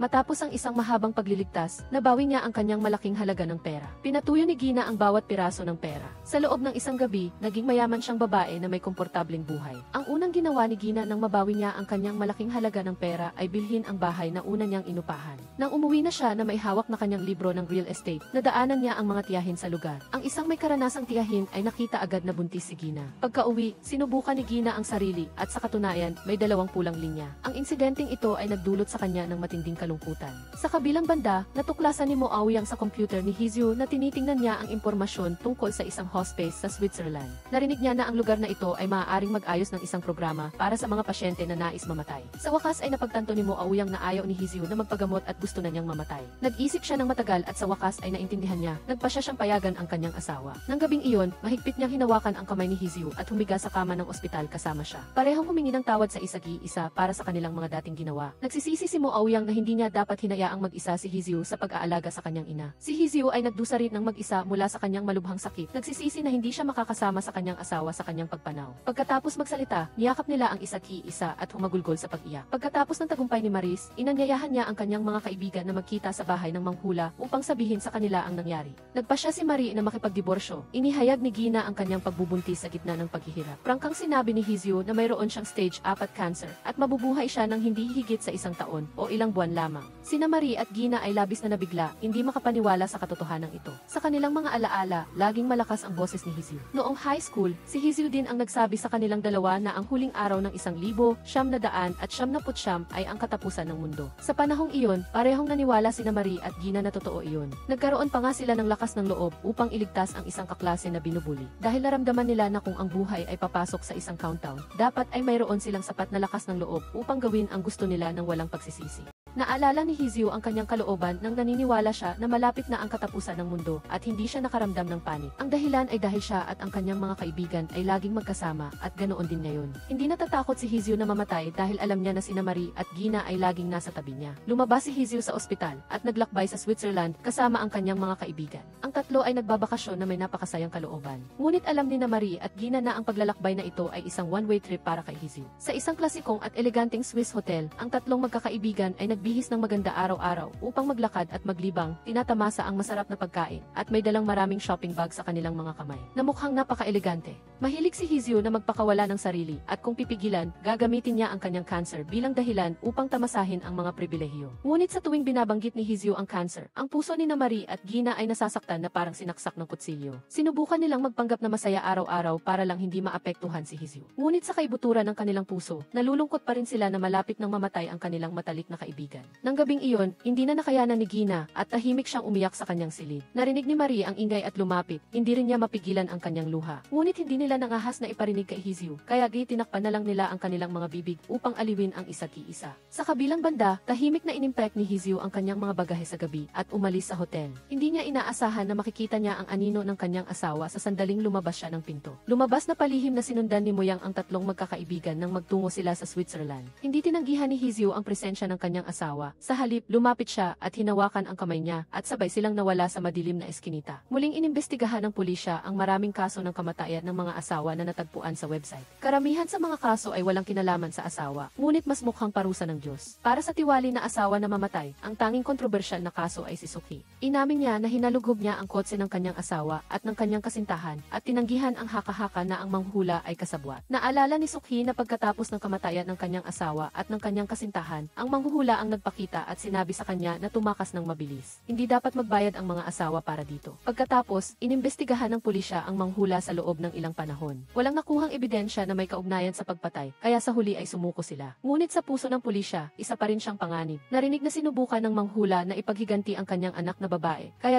personal niyang pinatay ang kanyang manugang. Bumalik tayo sa panahon bago lumipad si Marie sa ibang bansa. Sa araw na nagkita-kita ang magkakaibigan, pumunta siya sa bahay ng manghula. Pagkatapos ng isang tahimik na hapon, tiningnan ng manghula ang larawan ng kanyang anak na babae. Sinabi niya kay Marie na ang mga rosas sa labas ng bahay ay bigay ng kanyang asawa sa kanyang anak na babae, at ang pangalan niya ay nangangahulugan din ng rosas. Hindi kailanman naisip ni Marie na noong taon na iyon, ang taong iniligtas ng kanyang grupo ng mga kaibigan ay ang anak na babae ng manghula. Sa oras na iyon, upang pasalamatan ang tatlong babae, ginamit niya ang kanyang kamera upang kunan sila ng litrato. Ang larawang ito ay nasa photo album pa rin ng manghula. Siguro, dahil sa pagkakataong ito, nagpa siya ang manghula na tulungan si Marie. Pagka-uwi ni Marie, nag-file siya para sa diborsyo kay Naku. Nararamdaman ni Maris ang matinding kaligayahan sa kanyang kalayaan. Sa kabilang banda, si Naku ay umalis ng walang anuman, kaya ang kanyang mukha ay labis na pangit. Matapos ang isang magiliw na pagyayakap, hindi na sila nagkita pa, at ibinigay ni Gio ang malaking halaga ng pera sa pulisya. Nagpasya siyang maging isang mabuting ina para sa kanyang anak. Sa wakas, sa araw na pinalaya si Ubin, matagumpay na nanganak si Jin, kasama ang suporta ng kanyang asawa. Si Hisu at ang kanyang asawa ay nagpatuloy sa paglalakbay sa ibang bansa. Minsan, nagpadala ang kanyang asawa ng mga larawan kay Maris, na sinasabi kay Hisu na siya ay malusog at buhay pa. Hanggang sa isang araw, umuwi si Muyang ng mag-isa, at doon lang naintindihan ni Maris na ang mga larawang iyon ay ipinadala ni Hisu sa kanya at hiniling niya sa kanyang asawa na gawin iyon. Namatay na si Hisu. Naalala ni Muyang ang kamatayan ni Hisu sa ilalim ng sinag ng araw. Nakangiti siya noon, walang sakit, tila natapos na niya ang kanyang buhay. Hindi alam kung gaano nakatagal, ngunit sina Marie at Jin ay muling naglakbay sa pamamagitan ng kotse pagkatapos ng mahabang panahon. Ang naging kapalaran ni Naku ay ipinalabas sa radyo. Sa kasamaang palad, isang araw, siya ay tinamaan ng kidlat at namatay habang nasa labas. Nagsaya sina Marie at Jin